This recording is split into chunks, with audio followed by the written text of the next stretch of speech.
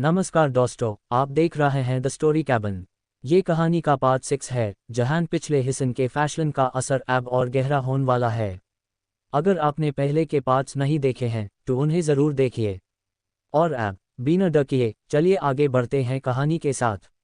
Let's listen. Chapter 42। Nikhil को पता चला अंजलि ही है क्वीन और अहान और अंजलि की शादी। इस बार मैं उसे आराध्या का वह हल करूंगी कि वह अच्छे से याद रखेगी। निखिल को पता चला अंजलि ही है क्वीन और अहान और अंजलि की शादी। दोस्तों, अब तक आप सपना देखा कि निखिल खन्ना अपने सामने खड़े अपने असिस्टेंट से बोलता है पता करो कि उसे क्वीन कमजोरी क्या है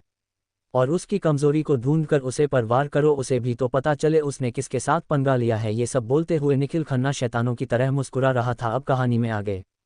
अब तक दिल्ली खन्ना विला। निखिल खन्ना इस वक्त अपने लिविंग हॉल में बैठा हुआ था और उसके सामने उसकी खास आदमी उसका असिस्टेंट सर झुकाकर खड़ा था। इधर निकाल खन्ना अपने आदमी की तरफ देखकर ठंडी आवाज में बोलता है पता करो उसे क्वीन की क्या कमजोरी है और जैसे ही उसकी कमजोरी का पता चले उसे पर वार कर दो, ताकि उसे पता चले कि जब किसी के अपने खास पर कोई उंगली उठाता है या तकलीफ देता है तो उसे कैसा लगता है। ये सब बोलते हुए निखिल खन्ना की निगाहें अपने खास आदमी पर थी और निखिल खन्ना अपने आदमी की तरफ देखकर बोलता है जल्द से जल्द जो मैंने बोला है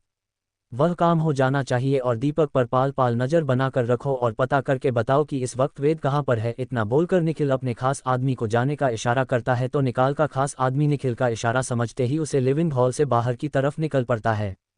इधर निखिल जैसे ही अपने असिस्टेंट को बाहर जाते हुए देखता है तो अपनी ठंडी आवाज में बोलता है क्वीन बस एक बार मुझे तुम्हारी कमजोरी का पता चल जाए, उसके बाद तुम पछताओगे कि तुमने विशाखापट पर हाथ क्यों उठाया, तुम पछताओगी कि तुम्हारी उसे बुई माँ के लिए तुमने मेरी बच्ची के साथ बुरा बर्ताव क्यों किया। ये सब बोलते हुए निखिल खन्ना की आंखें खून की तरह लाल थी और इधर निखिल खन्ना एक नज़र लिविंग हॉल के सोफे से खड़ा होकर चारों तरफ देखते हुए तनीषा के कमरे की तरफ बढ़ जाता है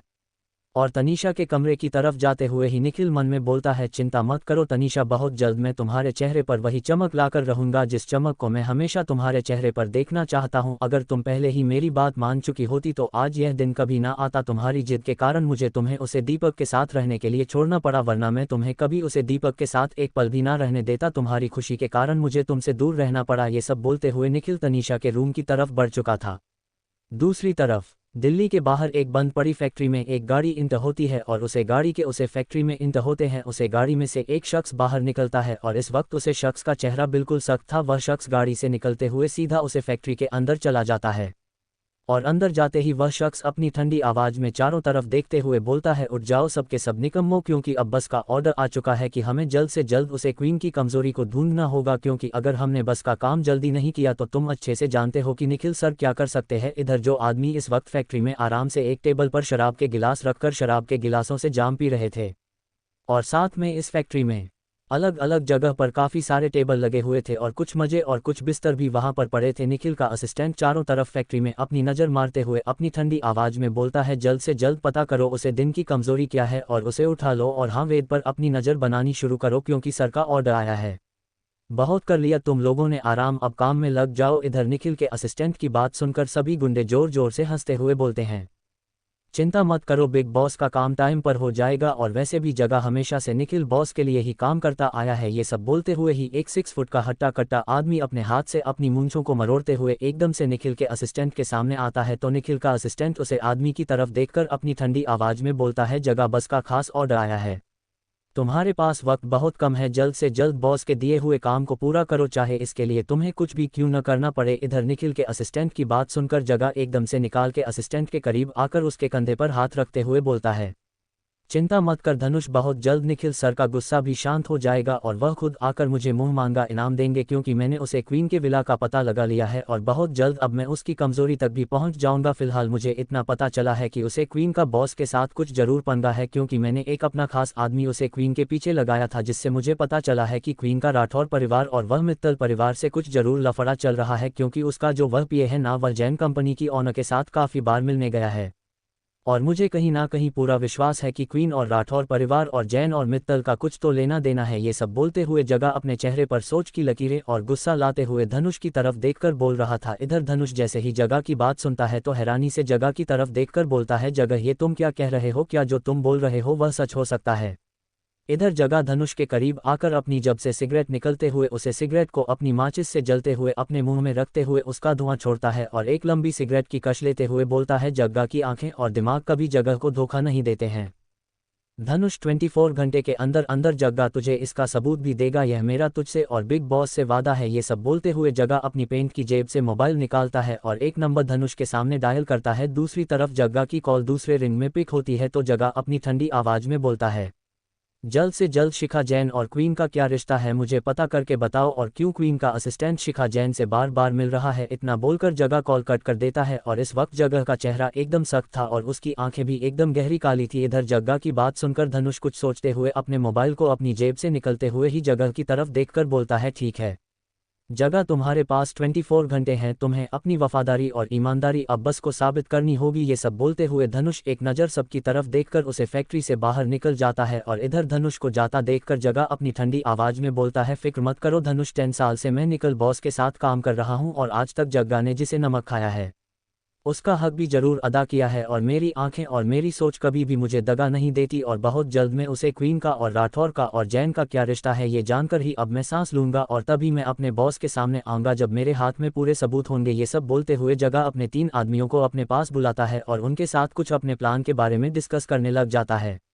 दूसरी तरफ धनुष जैसे ही फैक्ट्री से बाहर निकलता है तो अपना फ़ोन उठाकर एक नंबर डायल करता है और दूसरी तरफ धनुष का कॉल दूसरे रिंग में पिक होता है तो धनुष अपनी धीमी आवाज़ करते हुए उधर वाले शख्स से बोलता है, बस जो ऑर्डर आपने दिया था वह ऑर्डर मैंने जगह को दे दिया है, लेकिन बस जगह ने जो मुझे अब बताया है उसे सुनकर तो मेरा दिमाग ही हिल गया है बॉस। इधर धनुष की बात सुनकर उधर से निखिल थोड़ा गुस्से में बोलता है, क्या बोला है तुझे जगह ने धनुष, मुझे साफ साफ बता। इधर निखिल की ठंडी आवाज़ सुनकर धनुष निखिल को वह सब बता देता है जो कुछ अभी उसे जगह ने बताया था। इधर निखिल जैसे ही धनुष की बात सुनता है तो अपनी जगह से खड़ा होते हुए गुस्से में बोलता है, अगर जग्गा की बात सच निकली तो मैं उसे क्वीन की हस्ती मिटा दूंगा, क्योंकि उसी के कारण आज बरसों पुराना राज बाहर आया है और मेरी तनीषा और मेरे परिवार की उसी के कारण ये हालत हुई है, तो मैं उसे छोड़ूंगा नहीं। ये सब बोलते हुए निखिल की आंखें इस वक्त गुस्से से लाल थी और दूसरी तरफ निखिल का ऑर्डर मिलते ही धनुष अपने काम में फिर से लग जाता है। दूसरी तरफ क्वीन मैंशन का माहौल इस वक्त बिल्कुल ठंडा हुआ पड़ा था, क्योंकि इस वक्त अंजलि लिविंग हॉल में गुस्से से जल रही थी और उसकी आंखें इस वक्त खून की तरह लाल थी। अंजलि अपने सामने खड़े काफ़ी सारे बॉडीगार्ड्स और नौकर को एक लाइन में खड़ा कर गुस्से में बोलती है, तुम लोगों के होते हुए ममता माँ इस घर से गायब कैसे हो सकती है, बताओ मुझे, इतनी टाइट सिक्योरिटी होते हुए मेरी माँ मेरे ही घर से कैसे गायब हुई। ये सब बोलते हुए अंजलि किसी डेविल क्वीन से काम नहीं लग रही थी और इधर अंजलि की बात सुनकर कुछ नौकर डर से कांप रहे थे और कुछ बॉडीगार्ड ऐसे अपने माथे का पसीना साफ कर अंजलि के आगे घुटनों के बाल बैठे हुए थे। इधर अंजलि अपनी जलती हुई आंखों से शिवम की तरफ देखकर बोलती है, शिवम जल्द से जल्द पता करो कि ममता माँ कहाँ है और मेरे घर की सिक्योरिटी को तोड़ने की हिम्मत किसकी हुई, कैसे कोई क्वीन के मेंशन में आकर उसकी माँ को उठाकर लेकर जा सकता है। ये सब बोलते हुए अंजलि के हाथ कांप रहे थे और इस वक्त अंजलि अपने दिल में ही अपनी ममता माँ को याद कर बोलता है, ममता माँ कहाँ हो आप, प्लीज़ माँ मुझसे दूर मत जाना, मेरी ज़िंदगी की सबसे कीमती चीज़ आपको माँ, जिसने मुझे उसे वक्त संभाल जब मेरे पास कोई नहीं था, माँ आप ही तो मेरी माँ बनकर मुझे आज तक संभालती आई है। ये सब मन में बोलते हुए ही अंजलि अपनी ममता माँ के लिए तड़प रही थी और इधर अंजलि की तरफ को देखते हुए शिवम कसकर अपनी आंखें बंद कर लेता है तो उसकी आंखों के कोने से 2 बूंद आंसू उसके गालों पर आ जाते हैं। इससे पहले कि अंजलि शिवम के आंसू देखे, शिवम फटाफट अपने आंसू साफ कर लेता है और अंजलि की तरफ देखकर बोलता है, दीदी आप चिंता मत करो, मैं अभी पता करता हूं कि हमारे विला की सिक्योरिटी को तोड़ने की किसकी हिम्मत हुई है। इतना बोलकर शिवम अपना मोबाइल उठाकर एक नंबर डायल कर दूसरी तरफ चला जाता है। इधर शिवम के जाते ही अंजलि सीधा अपने कमरे में जाती है और कुछ ही पल में अपने कमरे में पहुंचकर सीधा वॉशरूम में जाती है और अपने कपड़े उतारकर शावर के नीचे खड़ी हो जाती है और इस वक्त पेशावर का ठंडा पानी अंजलि के ऊपर गिर रहा था, लेकिन अंजलि का पूरा शरीर इस वक्त आग की भट्टी की तरह जल रहा था। अंजलि शावर के नीचे खड़ी हुई ही अपनी आंखें लाल कर अपनी ठंडी आवाज में बोलती है, माँ अगर आपको किसी ने मुझे चीन की कोशिश की तो मैं उसे इंसान की हस्ती मिटा दूंगी, अगर थोड़ी सी भी खरोच आई तो मैं आपको खरोच देने वाले की जिंदगी नरक बना दूंगी। ये सब बोलते हुए अंजलि का शरीर इस वक्त गुस्से से कांप रहा था। इधर अंजलि खुद को शावर के नीचे शांत कर 10 मिनट बाद जब बाहर आती है तो इस वक्त उसके शरीर पर एक टॉवल बांधा हुआ था और अंजलि अपने शरीर पर टॉवल बांधकर वॉशरूम से बाहर आती है तो सीधा क्लोज इट रूम में चली जाती है और वहां से एक simple black jeans black top पहनकर अपने रूम की अलमीरा के पास आती है और वहां से एक ड्रॉर ओपन करती है और वहां से गन निकालकर उसे गन को अपनी कमर में डाल लेती है और अपनी जैकेट को सही करते हुए अपनी आंखों में घुसा लाते हुए ही अपने कमरे से बाहर निकल जाती है। और इस वक्त अंजलि की आंखें खून की तरह लाल थी और उसकी आंखों के सामने बार बार अपनी मां का चेहरा आ रहा था, जिसे याद कर अंजलि का गुस्सा उसके आपे से बाहर होता जा रहा था। इधर अंजलि जैसे ही लिविंग हॉल में नीचे आती है तो उसे सामने शिवम फोन पर किसी से बात करता हुआ सुनाई देता है। इधर अंजलि जैसे ही शिवम के करीब आती है तो शिवम फोन पर किसी से बात कर रहा था, आईजी साहब जल्द से जल्द मुझे हमारी माँ चाहिए हमारे पास, चाहे इसके लिए आपको पूरी दिल्ली ही क्यों ना बंद करवानी पड़े। इधर शिवम आईजी साहब से बात कर ही रहा था कि तभी अंजलि एकदम से शिवम के हाथ से मोबाइल छीन लेती है, अपने काम से लगाते हुए बोलती है 24 घंटे आपके पास आईजी साहब, अगर मेरी माँ मुझे सभी सलामत मेरे पास नहीं मिली तो मुझसे बुरा कोई नहीं होगा, सिर्फ 24 घंटे आपके पास। इतना बोलकर अंजलि फ़ोन कट कर देती है और एक नज़र शिवम की तरफ देखकर बोलती है पूरी दिल्ली में हमारे बॉडीगार्ड फैला दो और हाँ पूरे विला के कैमरास को चेक करो। ये सब बोलते हुए अंजलि एक नज़र पूरे विला की तरफ देखकर विला से बाहर की तरफ निकल जाती है और इधर अंजलि की बात सुनकर शिवम मन में ही बोलता है गणपति बप्पा के मेरे कृष्ण कन्हैया, अब तू ही दीदी का गुस्सा शांत कर सकता है और जीजू पता नहीं अब क्या होने वाला है आगे। ये सब बोलते हुए ही शिवम अपना फ़ोन उठाकर अंजलि के पीछे बढ़ जाता है। इधर अंजलि गुस्से में ही अपने विल से बाहर निकलती है और बाहर आकर अपनी ठंडी आवाज़ में सारे बॉडीगार्ड की तरफ देखकर बोलती है तुम लोगों के होते हुए मेरी माँ इस विला से बाहर गई कैसे, जवाब दो इस बात का। इधर अंजलि की ठंडी आवाज़ सुनकर सारे बॉडीगार्ड डर से काँप रहे थे कि तभी अंजलि एक बॉडीगार्ड के करीब आती है और खींचकर उसके मुंह पर थप्पड़ मारकर बोलती है तुम ही थे ना जिसने ममता माँ की सिक्योरिटी की जिम्मेदारी ली थी, जवाब दो तुम्हारे होते हुए मेरी माँ मेरे विला से कैसे गायब हुई। इधर अंजलि की बात सुनकर वह बॉडीगार्ड डर से काँपते हुए अपने दोनों हाथ जोड़कर बोलता है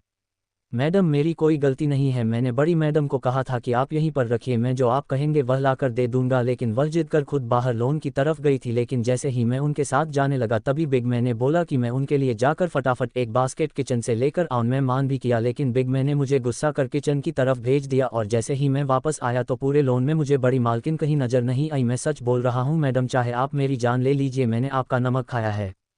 और आप मेरी जान भी ले लेंगे तो मुझे कोई फ़र्क नहीं पड़ेगा, क्योंकि अपनी मालकिन के लिए अगर मैं अपनी जान भी दे दूं तो मुझे इसमें कोई अफसोस नहीं होगा। इधर अपने बॉडीगार्ड की आंखों में सच्चाई देखकर अंजलि का गुस्सा अंदर ही अंदर बढ़ रहा था और इधर अंजलि खुद के गुस्से को अपने अंदर दबाते हुए ही पूरे लोन में अपनी नज़रें घूमकर देखती है तो उसे कोई सबूत नहीं मिलता। इधर अंजलि थक हार कर वापस विला में जाती है और अपना सर पड़कर सोफे पर जाकर बैठ जाती है और अपनी ममता माँ को याद करते हुए बोलती है आप कहाँ हो माँ, प्लीज़ माँ आप जहाँ भी हो अपनी बेटी के पास वापस आ जाओ माँ, आपके बिना मैं अधूरी हूँ। ये सब बोलते हुए अंजलि अपना सिर पकड़कर अपने दोनों हाथों से सोफे पर बैठी हुई थी और इस वक्त अंजलि की आंखों से आंसू भी निकलना शुरू हो चुके थे। इधर अंजलि की हालत को देखते हुए ही शिवम थोड़ी सी दूर जाता है और बिना किसी की नज़र में आए एक नंबर डायल कर अपनी आवाज़ में नरमी लाते हुए बोलता है जीजू दीदी की हालत आप देख रहे हो ना क्या हो गई है, आप जानते हो ना कि ममता माँ उनकी सबसे बड़ी ताकत है और इधर ममता माँ को विला में न पाकर दीदी की हालत चिंता से खराब होती जा रही है। इधर शिवम की बात सुनकर उधर से एक ठंडी आवाज़ शिवम को सुनाई देती है चिंता मत करो शिवम, अभी जितना दर्द भाभी को हो रहा है उतना ही भाभी को आगे जाकर सुकून और खुशियाँ मिलने वाली है और हम ये सब उनकी ज़िंदगी में रंग भरने के लिए ही तो कर रहे हैं। ये सब बोलते हुए उधर से रेहान भी अंजलि की हालत को लैपटॉप पर देख रहा था जिसे देखकर उसकी आंखें भी हल्की सी नाम हो जाती है। इधर रेहान की बात सुनकर शिवम हाँ में सिर हिलाकर फ़ोन कट कर देता है। दूसरी तरफ अंजलि आईजी डीआईजी यहाँ तक कि बड़े बड़े पुलिस अधिकारियों को भी फ़ोन कर रही थी और दूसरी तरफ पूरी दिल्ली में चारों तरफ पुलिस फैल चुकी थी। पूरी दिल्ली में पुलिस को कुत्तों की तरह ममता जी को ढूंढ रही थी और हर पुलिस वाले के मोबाइल में इस वक्त ममता जी की तस्वीर थी। दूसरी तरफ पूरी दिल्ली में इतनी पुलिस देखकर बड़े से बड़े बिजनेसमैन हैरान हो चुके थे। दूसरी तरफ पूरे दिल्ली में ये बात फैल चुकी थी कि क्वीन की मां लापता है और इसी चक्कर में पूरा दिल्ली हिला हुआ था। बड़े से बड़े मंत्री भी इस वक्त ममता जी को ढूंढने में लगे हुए थे। दूसरी तरफ अंजलि अपनी गाड़ी लेकर विला से बाहर निकल चुकी थी और पागलों की तरह वह बड़े बड़े मंत्रियों को धमकी देकर और अपने बॉडीगार्ड्स को खुद लेकर दिल्ली की सड़कों पर निकल चुकी थी। जहां जहां अंजलि को लगता कि बड़े बड़े किडनैपर के अड्डे कहां पर है अंजलि वहां पर ही पहुंच रही थी पुलिस को लेकर, लेकिन थक हार कर अंजलि को वहां से निराशा ही मिल रही थी। अंजलि पूरे 24 घंटे अपने बॉडीगार्ड के साथ शिवम को लेकर हर जगह दिल्ली के हर अड्डे पर घूम रही थी और इस वक्त अंजलि के साथ दिल्ली के कमिश्नर भी अपने माथे का पसीना साफ करते हुए अंजलि के साथ ही चल रहे थे।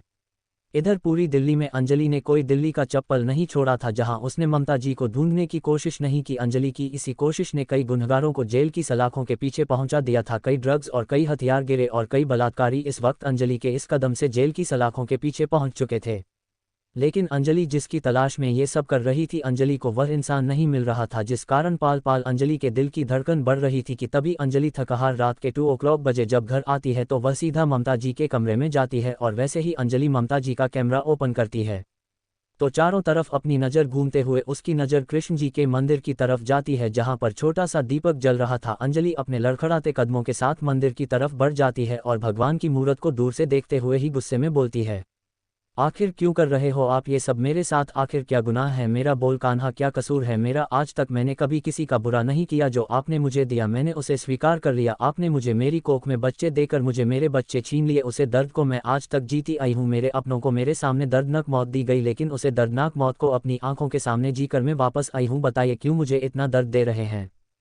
आप? क्यों मेरी माँ मुझसे दूर कर दिया आपने? कभी जन्म देने वाली माँ ने तो सर पर हाथ रख कर नहीं पूछा कि क्या चाहिए तुझे बच्चा, तुझे भूख लगी है या नहीं? लेकिन जिस माँ ने मुझे जन्म नहीं दिया उसे माँ ने मुझे पाल पाल छोटी बच्ची की तरह संभाल उसे माँ को भी अपने दूर कर दिया क्यों? ये सब बोलते हुए अंजलि अपनी आंखों से आंसू बहा रही थी और धीरे धीरे भगवान के स्वरूप को देखते हुए मंदिर की तरफ बढ़ रही थी। और एकदम से भगवान के आगे जाकर अंजलि घुटनों के बाल वहीं पर बैठ जाती है और जोर जोर से रोने लग जाती है और रोते हुए ही गुस्से में बोलती है,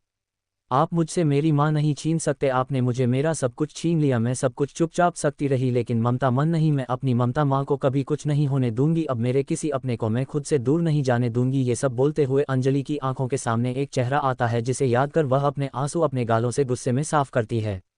और अपनी आंखों में घुसा लिए एक नज़र कृष्ण जी की मूर्ति की तरफ देखते हुए ही गुस्से में ममता जी के कमरे से बाहर निकल जाती है और बिना किसी पर ध्यान दिए सीढ़ियों से नीचे उतरती हुई ही लिविंग हॉल से बाहर निकलती है और बिना किसी को कुछ बताएं अपनी गाड़ी के पास जाती है और अपनी गाड़ी का फ्रंट सीट का डोर ओपन कर अपनी गाड़ी में बैठ जाती है और अपनी गाड़ी को स्टार्ट कर गुस्से में ही बोलती है, अब मेरे पास सिर्फ एक ही रास्ता बचा है और वह है मालिक। अब सिर्फ रेहान मलिक ही मेरी मदद कर सकते हैं। ये सब बोलते हुए अंजलि की आंखों के सामने रेहान का चेहरा आ रहा था, जिसे याद कर अंजलि गुस्से में गाड़ी स्टार्ट करती है और अपने विला से बाहर निकल जाती है। इधर अंजलि जैसे ही क्वीन मैंशन से बाहर निकलती है कि उधर से जगह का खास आदमी जगह को कॉल मिलकर बोलता है, बस क्वीन की पिक्चर हमें मिल गई है, मैंने उसकी पिक ले ली है और मैं आपको अभी सेंड कर रहा हूँ। इतना बोल जगह का खास आदमी डर से ही अंजलि की पिक्चर खींचकर जगह को सेंड कर देता है और इधर अंजलि गुस्से में ही आज अपने चेहरे को बिना ढके अपने विल से बाहर निकल चुकी थी। दूसरी तरफ अहान और रेहान इस वक्त मलिक मैंशन में बैठे हुए थे और रेहान अहान की तरफ देखकर बोलता है, भाई भाभी हमारे पास ही आ रही है। इधर रेहान की बात सुनकर अहान अपने चेहरे पर डेविल स्माइल लाते हुए बोलता है, मुझे पता था कि अंजलि को थक हार कर हमारे पास ही आना होगा। ये सब बोलते हुए रेहान और अहान की निगाहें एक लैपटॉप पर बनी हुई थी और इस वक्त रेहान की आंखों के सामने अंजलि उसे अपनी गाड़ी में बैठी हुई नजर आ रही थी। इधर अहान रेहान की तरफ देखकर अपनी ठंडी आवाज में बोलता है, छोटे तेरी भाभी की पिक्चर किसी ने खींचकर किसी को भेजी है, उसे आदमी को उठा लो। इधर अहान की बात सुनकर रेहान हाँ में सिर हिलाते हुए अपना फोन उठाता है और एक नंबर डायल कर अपनी ठंडी आवाज में बोलता है, रॉबिन भाभी के विला से कुछ ही दूरी पर एक शख्स ने भाभी की पिक्चर ली है, इससे पहले कि वह शख्स कोई और खतरा बने उसे उठा लो। रॉबिन जैसे ही रेहान की बात सुनता है तो ओके बोल देता है और दूसरी तरफ अंजलि के विला से काफी दूर जो एक शख्स अंजलि के विल पर नजर रख रहा था वह अपने चेहरे पर डेविल स्माइल लाते हुए बोलता है, अब तो जगह बस खुश हो जाएंगे क्योंकि इतनी खूबसूरत हसीना की पिक्चर जो उन्हें भेजी है क्या लग रही थी, क्या माल थी यार, काश एक बार इसके करीब जाकर मैं इसे छू पाता है। ये सब बोलते हुए वह कल बड़ा आदमी अपने चेहरे पर मुस्कुराहट लाते हुए अंजलि की तस्वीर अपने मोबाइल में देख रहा था कि तभी पीछे से काले कपड़े पहने कुछ बॉडीगार्ड आते हैं और उसे आदमी को एक ही झटके में उसे पर वार कर देते हैं और एक ही झटके में उसे आदमी को बिना किसी की नज़र में आए एक गाड़ी में डालकर ले जाते हैं। दूसरी तरफ अंजलि जिसे सिर्फ ममता जी के सिवाय कुछ नहीं नजर आ रहा था वह गुस्से में ही अपनी गाड़ी फुल स्पीड पर दिल्ली की सड़कों पर चल रही थी और उसकी आंखें इसमें खून की तरह लाल थी और उसका चेहरा गुस्से से जल रहा था। अंजलि अपने गुस्से को अपने अंदर दबाते हुए ही बोलती है, अब तुम मेरी लास्ट उम्मीद हो रेहान मलिक और मुझे पूरा विश्वास है कि तुम मेरी मदद जरूर करोगे और बहुत जल्द तुम मेरी ममता माँ तक मुझे पहुंचा दोगे। ये सब बोलते हुए अंजलि मन में ही रेहान को याद कर रही थी। दूसरी तरफ अंजलि की गाड़ी तकरीबन 1.5 घंटे बाद दिल्ली के बाहर एक सबसे बड़े आलीशान मैंशन के आगे आकर रुकती है और जैसे ही अंजलि की गाड़ी मैंशन के आगे रुकती है तो अंजलि अपनी गाड़ी का शीशा नीचे कर चारों तरफ अपनी नज़र घूमर अपनी गाड़ी का गेट खोलकर जब बाहर आती है तो उसकी निगाहें पूरे मैंशन पर जाती है जहां पर काले कपड़े पहने बॉडीगार्ड पहरा दे रहे थे और हर जगह पर हरियाली ही हरियाली थी। पूरा मैंशन जगमगाती हुई रोशनी के साथ नजर आ रहा था, हर जगह हरियाली के साथ साथ तेज चमक भी उसे मैंशन में दिखाई दे रही थी। इधर अंजलि अपनी गाड़ी से बाहर निकलते हुए ही अपनी गाड़ी का दरवाजा बंद कर एक लंबी आन भरते हुए आह्वान के मैंशन की करीब जाती है कि तभी वहां पर पहरा दे रहे बॉडीगार्ड एकदम से अंजलि के करीब आते हैं और अपनी ठंडी आवाज में बोलते हैं, कौन है आप, किससे मिलना है आपको और आप यहाँ क्या कर रही हो। इधर अंजलि अपने सामने खड़े बॉडीगार्ड को देखकर गुस्से में एक नज़र सबकी तरफ देखकर अपनी ठंडी आवाज में बोलती है, अंदर जाइए और अपने बॉस को कहिए कि क्वीन आई है। इधर अंजलि की ठंडी आवाज सुनकर दो बॉडीगार्ड एक दूसरे की तरफ देखते हैं और आंखों से कुछ इशारा करते हैं तो एक बॉडीगार्ड फटाफट अंदर की तरफ भाग जाता है और दूसरा बॉडीगार्ड अंजलि की तरफ देखकर बोलता है, आप यही रुकिए मैडम, जब तक हमें अंदर से परमिशन नहीं मिल जाती तब तक हम आपको आगे नहीं जाने दे सकते। इधर अंजलि सामने खड़े बॉडीगार्ड की बात सुनकर हाँ में सिर हिला देती है तो दूसरा बॉडीगार्ड जो अंदर मेंशन में इंटर हुआ था वह जैसे ही अंदर लिविंग हॉल में पहुंचता है तो सामने ही रेहान किंग साइज सोफे पर एक पैर पर दूसरा पैर रखकर बैठा हुआ था। वह अपने सामने खड़े बॉडीगार्ड की तरफ देखकर बोलता है, क्वीन आई है, उन्हें अंदर आने दो। इधर रेहान की बात सुनकर बॉडीगार्ड जो अभी क्वीन का जिक्र करने ही वाला था वह हैरानी से रेहान की तरफ देखकर हाँ में सर हिलाकर वापस बाहर की तरफ भाग जाता है और 5 मिनट बाद अपने दूसरे साथी के करीब आकर अंजलि की तरफ देखकर अपनी सांस लेते हुए बोलता है, बॉस ने इन्हें अंदर बुलाया है। इधर अंजलि जैसे ही यह सुनती है कि उसे अंदर जाने की परमिशन मिल गई है तो वह एक नज़र उसे बॉडीगार्ड की तरफ देखती है जिसने उसे रोक रखा था तो वह बॉडीगार्ड अपने साथी की बात सुनकर हाँ में सिर हिलता है और पूरी रिस्पेक्ट के साथ अंजलि की तरफ देखकर बोलता है, आई मैडम। इधर अंजलि बॉडीगार्ड की बात सुनकर हाँ में सिर हिला देती है और इस बॉडीगार्ड के साथ विला के अंदर की तरफ बढ़ जाती है। जैन विला के लिविंग हॉल में इस वक्त शिखा जैन अपना सर पड़कर सोफे पर बैठी हुई थी और उनके पास कुणाल जी और आराध्या शिखा जी को संभालते हुए बोलते हैं, कुणाल जी शिखा शांत हो जाओ, ममता मिल जाएगी। आखिर अंजलि पूरी जान लग रही है ममता जी को ढूंढने के लिए। इधर शिखा जी अपने पति की बात सुनकर अपनी आंखों से आंसू बहते हुए बोलती है, आखिर क्यों कुणाल जी क्यों मेरी बच्ची की किस्मत में कुछ पल का भी सुकून नहीं है। जिस लड़की को उसकी माँ ने 2 पल भी प्यार से नहीं देखा, आज जिस औरत ने उसे माँ का प्यार दिया, जिस औरत ने उसे अपनी ममता का आंचल दिया, आज वह औरत भी मेरी बच्ची से दूर हो गई है। जानते हो कुणाल जी, जब डूबते हुए इंसान को तिनके का सहारा मिलता है ना तो वह इंसान उसे तिनके के सहारे ही अपनी जीने की वजह ढूंढ लेता है, लेकिन जब वह तिनका भी उससे दूर हो जाए ना तो वो कितना टूट जाता है आप जानते हैं। और मेरी अंजलि के लिए तो ममता जी उसकी माँ थी, वह तो एक यशोदा माँ है जिन्होंने आज के युग में ये साबित कर दिया कि जन्म देने वाली से कहीं ज़्यादा ममता और प्यार देने वाली माँ होती है। जिनका नाम ममता जी है उनका तो नाम ही ममता है, जिन्होंने मेरी बच्ची को अपनी ममता के आंचल में लिया है। ये सब बोलते हुए शिखा जी रो रही थी और इधर अपनी माँ को रोता देख आराध्या एकदम से अपनी माँ के करीब आती है और अपनी माँ की आंखों से आंसू साफ कर बोलता है, माँ प्लीज़ शांत हो जाइए, मैं दीदी को बहुत कॉल मिलाया है, दीदी कॉल ही नहीं उठा रही और मुझे घर से बाहर भी नहीं जाने दिया जा रहा। पूरे विला में दीदी ने अपने बॉडीगार्ड का पहरा लगवा दिया है, ना ही तो मैं घर से बाहर निकल पा रही हूँ और ना ही दीदी से मेरी बात हो पा रही है। और आप जानती हो ना कि आपको और दीदी को मैं रोते हुए नहीं देख सकती, मैं टूट रही हूँ माँ। ये सब बोलते हुए आराध्या अपनी माँ की गोद में सिर रखकर फूटकर रोने लग जाती है और इधर अपनी बेटी और अपनी पत्नी को रोता देख कुणाल जी कसकर अपनी आंखें बंद कर जब आंखें खोलते हैं तो उनकी आंखें इस वक्त गुस्से में लाल होती है। कुणाल जी गुस्से में ही अपने दिल में दीपक को कोसते हुए बोलते हैं, आज जो कुछ भी हो रहा है ना दीपक, इसका जिम्मेदार सिर्फ तू है, सिर्फ तू, तेरी ही गलतियां की सजा आज पूरा परिवार भुगत रहा है। तूने मुझसे रिश्ता तोड़ा, मेरी बीवी से तोड़ा, मेरे बच्चों से थोड़ा मैं चुप रहा, लेकिन तेरी गलतियों की सजा मेरी मासूम बच्ची भुगत रही है, जो मैं अब बर्दाश्त नहीं कर सकता। कल जब मैंने मेरी मासूम बच्ची का चेहरा देखा था ना तब मैं अंदर से टूट गया था, क्योंकि मेरी बच्ची के चेहरे पर ना ही कोई खुशी थी ना ही कोई गम। जान बना दिया है दीपक तुम लोगों ने मेरी बच्ची को, जिसमें जान तो है लेकिन इंसानों की तरह जीने की चाहत नहीं है। ये सब बोलते हुए कुणाल जी अपने मन में दीपक के लिए गुस्सा लिए ही अपने स्टडी रूम की तरफ बढ़ जाते हैं। दूसरी तरफ दीपक राठौर का पर्सनल विला। दीपक राठौर इस वक्त अपने पर्सनल विला में अपने स्टडी रूम में बैठे हुए थे और उनके सामने नरेंद्र मित्तल एक चेयर पर बैठे हुए थे।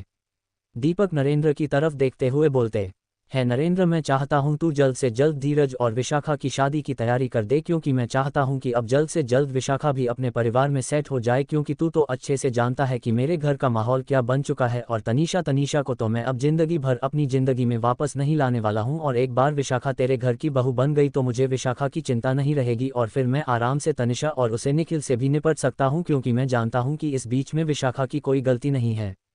और मैं कभी किसी बेगुनाह के साथ ना इंसाफी नहीं कर सकता और ना ही मैं किसी बेगुनाह को सजा दे सकता हूं। चाहे विशाखा मेरी बेटी नहीं है लेकिन फिर भी मैंने उसे अपना नाम दिया है, चाहे विशाखा मेरा खून नहीं है लेकिन दुनिया की नज़र में वह मेरी बेटी है, इसीलिए यह मेरा फर्ज बनता है कि मैं विशाखा का पिता बनाकर विशाखा की जिंदगी को अच्छे से सेटल कर दूं। और धीरज और विशाखा एक दूसरे से आज प्यार भी तो करते हैं। ये सब बोलते हुए दीपक जी का ध्यान सिर्फ नरेंद्र पर था। इधर नरेंद्र दीपक की बात सुनकर मुस्कुराते हुए बोलता है, कोई बात नहीं यार, मुझे इस चीज़ से कोई फ़र्क नहीं पड़ता कि भाभी ने क्या किया है क्या नहीं, लेकिन मुझे तेरी दोस्ती और तेरे साथ के अलावा और कुछ नहीं चाहिए। इधर दीपक जी जैसे ही नरेंद्र की बात सुनते हैं तो उनके चेहरे पर हल्की सी मुस्कुराहट आ जाती है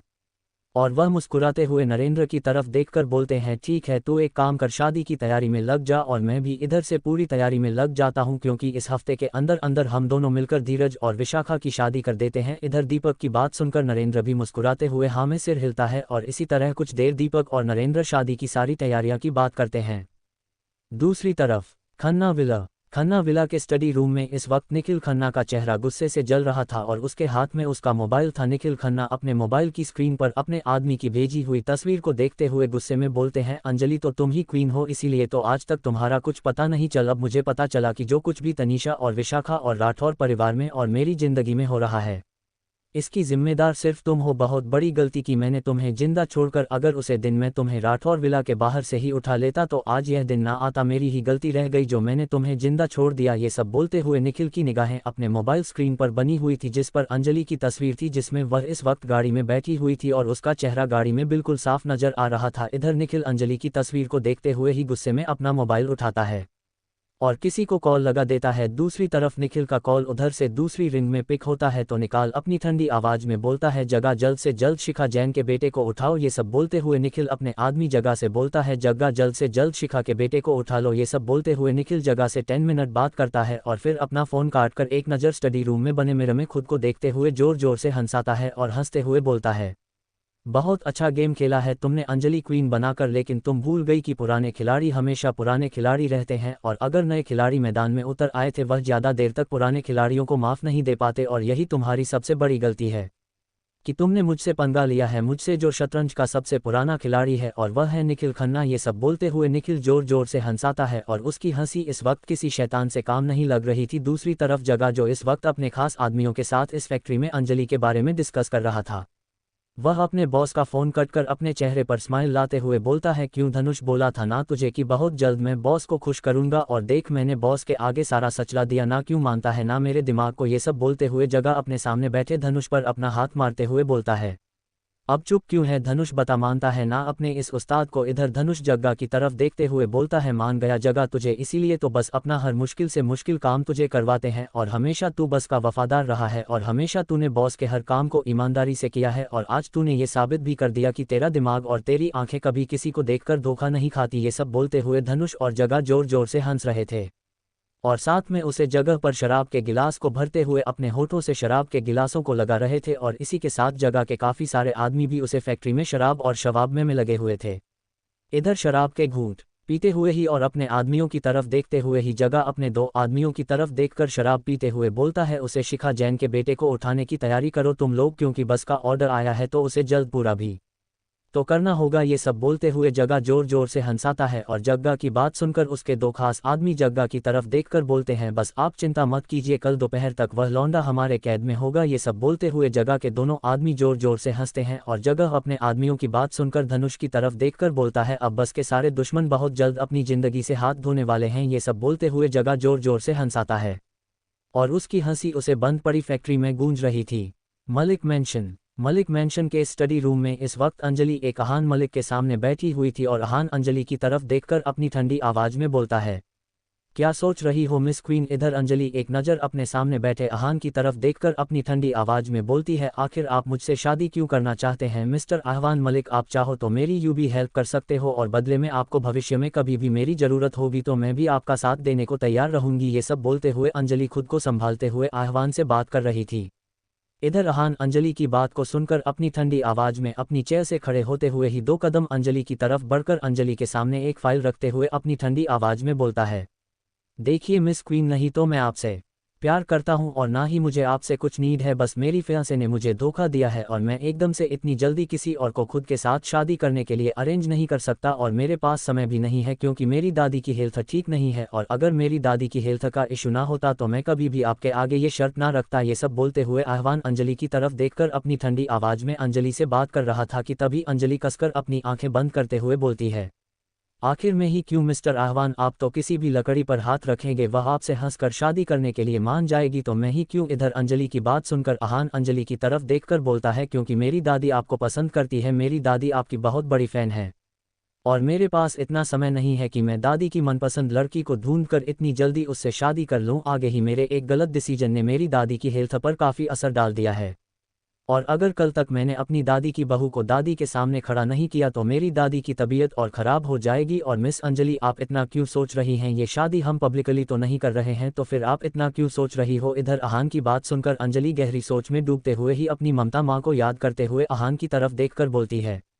मैं आपसे शादी तब करूंगी जब आप मेरी ममता माँ को सही सलामत मेरे सामने लाकर खड़ा कर देंगे। इधर अंजलि की बात सुनकर अहान अपने चेहरे पर स्माइल लाते हुए बोलता है, ना ना मिस अंजलि ना, कल को मैं आपकी ममता माँ आपको लाकर दे दूं और फिर आप शादी से मुकर गई तो मैं एक बिजनेसमैन हूँ मिस अंजलि, और आप भी एक बिजनेस वूमेन है और बिजनेस के कायदे कानून आप अच्छे से जानती हैं। इधर रेहान की बात सुनकर अंजलि अपना सिर पकड़ लेती है और रेहान की तरफ एक नज़र कर देखती है तो रेहान अंजलि की तरफ देखकर बोलता है, प्लीज़ मान जाइए मिस अंजलि, वैसे भी आपकी ममता माँ को ढूंढने में भी हमें वक्त लगेगा। इधर ममता माँ का जिक्र होते ही अंजलि के दिल में दर्द होता है और वह एक लंबी सांस छोड़ते हुए अहान और रेहान की तरफ देखकर बोलती है, ठीक है मैं शादी करने के लिए तैयार हूँ, लेकिन मेरी एक शर्त है, जब तक मैं ना चाहूँ आप हम दोनों की मैरिज को पब्लिकली अनाउंस नहीं करेंगे और जब तक मैं जाना चाहूँ आप हमारी शादी को और हमारे रिश्ते को दुनिया के सामने नहीं लेंगे, यही मेरी शर्त है। और मैं ये सब क्यों कह रही हूँ, क्यों कर रही हूँ, यह आप लोगों से शायद आने वाले समय में ना छुपे, क्योंकि आप लोग कौन हो यह मैं अच्छे से जानती हूँ। इधर अंजलि की बात सुनकर अहान और रेहान के चेहरे पर मुस्कुराहट आ जाती है और इधर अंजलि अपनी आंखों में आंसू लाते हुए और अपने दिल में दर्द महसूस करते हुए मन में बोलती है, ममता माँ आज आपके लिए मैं वह करने जा रही हूँ जो मैंने ज़िंदगी में कसम खाई थी कि मैं दोबारा नहीं करूँगी। मैं अपनी ज़िंदगी में कभी किसी इंसान को नहीं आने दूंगी, कभी किसी मर्द को अपनी ज़िंदगी में दोबारा जगह नहीं दूंगी, लेकिन आपके लिए आपकी अंजलि कुछ भी करने को तैयार है माँ। ये सब बोलते हुए अंजलि उसे फाइल को देखते हैं जो फाइल उसके सामने टेबल पर पड़ी थी। इधर अहान अंजलि की आंखों का पीछा करते हुए ही अपनी जेब से पेन निकलते हुए अंजलि के आगे रख देता है। अंजलि अपनी आंखों के सामने पेन देखकर कसकर अपनी आंखें बंद कर अपने कांपते हुए हाथों से उसे पेन को उठती है और उसे फाइल में पड़े पेपर को देखकर कसकर अपनी आंखें बंद कर खोलती है और अपने मन को पत्थर बनाकर उन पेपर्स पर साइन कर देती है। इधर अंजलि के साइन होते ही आहवान अंजलि के हाथ से पहन लेता है और खुद भी उसे फाइल पर साइन कर उसे फाइल को रेहान की तरफ उछलते हुए बोलता है, कल तक मुझे ये शादी एडजस्टेड चाहिए और हाँ 4 घंटे के अंदर अंदर ममता जी अंजलि के सामने होनी चाहिए। इधर अपने भाई की इस हरकत को देखते हुए रेहान ओके भाई बोलकर अंजलि की तरफ देखकर बोलता है, भाभी चिंता मत कीजिए, ममता आंटी अब बहुत जल्द आपके पास होगी। इधर रेहान का पल भर में बदलता है।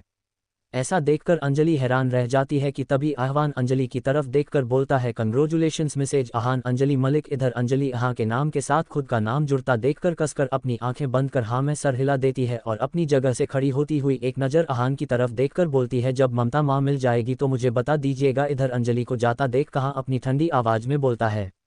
रुक जाइए श्रीमती अहान मलिक, क्योंकि आपकी ममता माँ आपको इसी घर में मिलेगी और अब आप अपने घर नहीं बल्कि आप अपने इस घर में रहेगी, क्योंकि आपकी ममता माँ के मिलते ही हम परसों मेरी दादी से मिलने जा रहे हैं, क्योंकि मैं अपनी दादी की हेल्थ के साथ कोई कॉम्प्रोमाइज़ नहीं कर सकता। इधर अहान की बात सुनकर अंजलि हाँ में सिर हिला देती है तो वह अंजलि को आंखों से ही अपने साथ चलने का इशारा करता है तो अंजलि अहान की आंखों का इशारा समझते हुए अपने मन में दर्द और तकलीफ़ों को याद करते हुए अपनी ममता माँ को याद करते हुए आहवान के साथ बढ़ जाती है अहां के कमरे की तरफ। तो दोस्तों क्या करेगा अब निखिल अंजलि की सच्चाई जानकर अंजलि के साथ, क्या अंजलि संभाल पाएगी निखिल के वार को, क्या चल रहा है अहान और रेहान के दिमाग में, क्या अंजलि सच में मिलने वाली है अहान और रेहान की दादी से और क्या सच में अर्जुन पर होने वाला है वार, क्या अर्जुन बच पाएगा निखिल के बाहर से, क्या सच में विशाखा और धीरज की होगी शादी और क्या अहान और अंजलि की शादी लेगी अंजलि की जिंदगी में खुशियों की बाहर, क्या आहवान के इस फैसले से भर जाएंगे अंजलि की बेरंग जिंदगी में रंग, क्या आहवान बनेगा अंजलि के हर दर्द की दवा और कहाँ है ममता जी, क्या सच में अहान और रेहान के कब्जे में है ममता जी और कहाँ पर है शिवम, ये तो अब आपको आगे आने वाले एपिसोड नहीं पता चलेगा। चैप्टर 42 इस बार मैं उसे आराध्या का वह हल करूंगी कि वह अच्छे से याद रखेगी। अब तक दिल्ली मलिक मैंशन में इस वक्त अंजलि आहवान के साथ कदम से कदम मिलाकर चल रही थी और अहान की नज़रें बस अंजलि पर टिकी हुई थी। इधर रेहान अपने चेहरे पर मुस्कुराहट लाते हुए अपना मोबाइल अपनी जेब से निकलता है और किसी को कॉल मिला देता है। इधर अहान की कॉल दूसरी रिंग में पिक होती है तो वह अपनी आवाज़ को धीरे करते हुए बोलता है, कंग्रेचुलेशन शिवम, हमारा प्लान सक्सेस हो गया है, भाई ने भाभी से शादी कर ली है। इधर दूसरी तरफ शिवम जैसे ही अहान की बात सुनता है तो मन में ही बोलता है, थैंक गॉड, कम से कम अब दीदी की जिंदगी में कोई तो शहर आया। इधर शिवम को चुप देखकर रेहान चढ़ते हुए बोलता है, अरे वह गधे, तेरे को इतनी अच्छी गुड न्यूज़ दी है और तू चुपचाप खड़ा है, कुछ बोलेगा नहीं। इधर रेहान की बात सुनकर शिवम चिढ़ते हुए बोलता है, रेहान भाई जब देखो आप मुझे गधा क्यों बोलते हो। इधर रेहान चढ़ते हुए बोलता है, यार मजा आता है तुझे छेड़ने में, अच्छा ये बता तेरी दूसरी बहन कहाँ है, पता किया तूने। इधर रेहान की बात सुनकर शिवम चिढ़ते हुए बोलता है, आप खुद क्यों पता नहीं कर लेते हो कि आराध्य कहाँ पर है। इधर रेहान जैसे ही शिवम की बात सुनता है तो थोड़ा चढ़ते हुए बोलता है, हाँ हाँ मैं कर लूँगा पता, फिलहाल अब ममता आंटी को भी तो लाना पड़ेगा, थोड़ा ड्रामा तो करना ही पड़ेगा उन्हें छुड़ाने का। ये सब बोलते हुए रेहान के चेहरे पर मुस्कुराहट थी। उधर शिवम जैसे ही रेहान की बात सुनता है तो मन में बोलता है, हाँ हाँ, ये तो मैं समझ चुका हूँ कि आप बिल्कुल ड्रामेबाज हो और मुझे भी अपने जैसा ड्रामेबाज बना लिया आप लोगों ने। ये सब बोलते हुए शिवम रेहान को सुन रहा था कि तभी रेहान शिवम की बात सुनकर बोलता है, अच्छा फ़ोन कट कर, अब हमारा अगला प्लान उसे सक्सेस करते हैं। ये सब बोलते हुए रेहान कॉल कट कर देता है और विला से बाहर निकलते हुए अपनी ठंडी आवाज़ में सबकी तरफ देखकर बोलता है, गाड़ियाँ स्टार्ट करो। इधर रेहान की इतनी ठंडी आवाज़ सुनकर सभी बॉडीगार्ड्स अपनी अपनी गाड़ी में बैठ जाते हैं और इधर रॉबिन रेहान की तरफ देखकर तिरछा मुस्कुराते हुए बोलता है, चले आंटी को लाने। इधर रॉबिन की बात सुनकर रेहान के चेहरे पर मुस्कुराहट आ जाती है और शिवम जो कुछ दूरी से चलकर उनके पास ही आ रहा था उसे देखते हुए ही रॉबिन और रेहान अपनी एक एक विक कर देते हैं। इधर शिवम दोनों की हरकत देखकर चिढ़ जाता है और उन दोनों के पास आकर उन दोनों के साथ ही एक गाड़ी में बैठ जाता है और इसी के साथ रेहान अपने आदमियों के साथ रहे रॉबिन और शिवम को लेकर बढ़ जाता है दिल्ली की सड़कों पर। दूसरी तरफ आहान का रूम। आहान इस वक्त अपने रूम में अंजलि को लेकर आता है तो अंजलि आहवान के रूम को देखकर हैरान रह जाती है क्योंकि यहाँ के रूम का कलर से अंजलि के रूम से मैच हो रहा था और जैसे अंजलि का रूम डेकोरेट किया हुआ था से वैसे ही आहान का रूम भी डेकोरेट किया हुआ था। इधर आहान अंजलि के चेहरे को देखते हुए मन में बोलता है, जान आपकी हर खुशी का मैं अच्छे से ध्यान रखा है, इसलिए इतना गौर से मत देखिए, ये सब आप ही के लिए है। ये सब मन में बोलते हुए रेहान अपनी ठंडी आवाज़ में अंजलि की तरफ देखकर बोलता है, आप जाकर फ्रेश हो जाइए, आपके कपड़े अभी आ जाएंगे। इधर आहान की बात सुनकर अंजलि आहान की तरफ देखकर थोड़ा ठंडी आवाज़ में बोलती है, मुझे कपड़ों की नहीं, मेरी माँ की ज़रूरत है। जब तक माँ नहीं आ जाती तब तक मैं कुछ नहीं करने वाली। जब तक आप मेरी ममता माँ को मेरे सामने लाकर नहीं खड़ी कर देते तब तक मैं कुछ नहीं करूँगी। मैं आपके कहने पर आपके घर में रुक गई, आपके रूम में आ गई, लेकिन मुझे मेरी माँ चाहिए। अंजलि की इतनी ठंडी आवाज़ में भी दर्द महसूस कर आहवान अंजलि की तरफ देखकर जानबूझकर गुस्से में बोलता है, श्रीमती आहान मलिक, आपकी माँ कुछ घंटे में आपके सामने होगी, लेकिन इसका मतलब यह नहीं कि हम जो कह रहे हैं वह आप नहीं मानोगी। जाइए, जाकर फ्रेश हो जाइए, क्योंकि आपकी हालत देखकर हमेशा पता चल रहा है कि आपने कल से कुछ खाया पिया नहीं है। इधर आहान की ठंडी आवाज़ में भी खुद के लिए फिक्र देखकर अंजलि हैरान थी। इधर अंजलि कुछ आहवान से बोलते या कुछ और करती कि आहवान अपनी ठंडी आंखों से अंजलि की तरफ देखकर उसे कमरे से बाहर निकल जाता है और इधर आहवान को जाता देख अंजलि अपने कमरे में चारों तरफ नज़र मारती है तो उसे आहवान के कमरे में अटैच वॉशरूम नज़र आता है तो अंजलि वॉशरूम की तरफ बढ़ जाती है। दूसरी तरफ अंजलि के वॉशरूम में बढ़ते ही आहवान इस कमरे के एक सीक्रेट डोर को ओपन कर उसे रूम में फिर से आ जाता है और अपने क्लोज इट रूम में जाकर एक बिल्कुल लाइट वेट का हल्का सा नाइट सूट निकालकर बेड पर रख देता है और उसी के साथ अंजलि के साइज के गारमेंट्स भी अंजलि के सूट के साथ ही वहां पर रख देता है और एक नज़र वॉशरूम की तरफ देखकर टेढ़ा मुस्कुराते हुए अपने इस रूम के सीक्रेट डोर को ओपन करता है और पल भर में उसे रूम से गायब हो जाता है। दूसरी तरफ अंजलि वॉशरूम में जैसे ही इंटर होती है तो उसकी निगाहें पूरे वॉशरूम पर जाती है। वॉशरूम को देखते ही अंजलि हैरान रह जाती है लेकिन कुछ बोलती नहीं। अंजलि बाथटब में नज़र मारती है जो इस वक्त पानी से भरा हुआ था। अंजलि बाथटब की तरफ देखते हुए जैसे ही बाथटब में अपने कपड़े उतारकर कदम रखती है तो हैरान रह जाती है क्योंकि व्हाट्सएप का पानी हल्का सा गर्म था और अंजलि बाथटब के पानी में कदम रखते हुए मन में बोलती है, क्या आहवान ने अपने लिए ये बात तब भरा था तो उन्होंने मुझे क्यों भेज दिया फ्रेश होने के लिए। ये सब बोलते हुए अंजलि फिर से चुप हो जाती है और उसे बात तब में शावर जल खुद की बॉडी पर लगाकर बैठ जाती है और तकरीबन 10 मिनट बाद खुद को अच्छे से क्लीन कर गर्म पानी का शावर खुद पर छोड़ लेती है और अच्छे से क्लीन होकर इस वॉशरूम में नज़र मारती है तो उसे किंग साइज टॉवल नज़र आता है। उसे टॉवल को देखते ही अंजलि अपनी बॉडी पर लपेट लेती है और वॉशरूम का डोर ओपन कर चारों तरफ नज़र मारती है तो उसे रूम में कोई नज़र नहीं आता। रूम में किसी को न पाकर अंजलि वॉशरूम से बाहर आती है तो उसे थोड़ी सी बेड के करीब आते ही बेड पर एक बहुत सुंदर सा नाइट सूट नज़र आता है जिसे देखकर उसकी आंखें उसे पर ठहर जाती है और दूसरे ही पल अंजलि के चेहरे पर फिर से कोई भाव नजर नहीं आता और वह उसे नाइट सूट को जैसे ही उठती है तो उसके नीचे उसे अपने गारमेंट्स नजर आते हैं जिन्हें देखकर वह हैरान रह जाती है। इससे पहले कि अंजलि कुछ बोलती है कर पाती कि तभी अंजलि का फ़ोन रिंग करता है। अंजलि जैसे ही अपने फ़ोन की रिंग सुनती है तो फटाफट अपने गारमेंट्स उठाती है और अपना नाइट सूट उठाती है और बेड पर पड़ा हुआ अपना मोबाइल भी उठा लेती है। मोबाइल को उठाते ही अंजलि अपने काम से मोबाइल लगती है तो उधर से शिवम की आवाज़ आती है, दीदी ममता माँ का पता चल चुका है, रेहान मलिक और मैं और उनका खास आदमी ममता माँ के पास ही जा रहे हैं। इधर शिवम की बात सुनकर अंजलि शिवम से बोलता है, क्या तुम सच बोल रहे हो, क्या ममता माँ का पता चल गया, बोलो ना शिवम कहाँ पर है इस वक्त मन। इधर अंजलि की बात सुनकर शिवम अंजलि को समझाते हुए बोलता है, ये तो नहीं पता कि कौन सी जगह है, लेकिन रेहान कर बात कर रहे थे कि ममता माँ को दिल्ली से काफ़ी दूर किसी जंगली एरिया में रखा गया है और हम सब वहीं जा रहे हैं। इधर शिवम की बात सुनकर अंजलि शिवम से बोलता है, क्या मैं भी आऊं बॉडीगार्ड को लेकर। इधर अंजलि की बात सुनकर शिवम कुछ बोलना कि तभी शिवम का फ़ोन कट हो जाता है।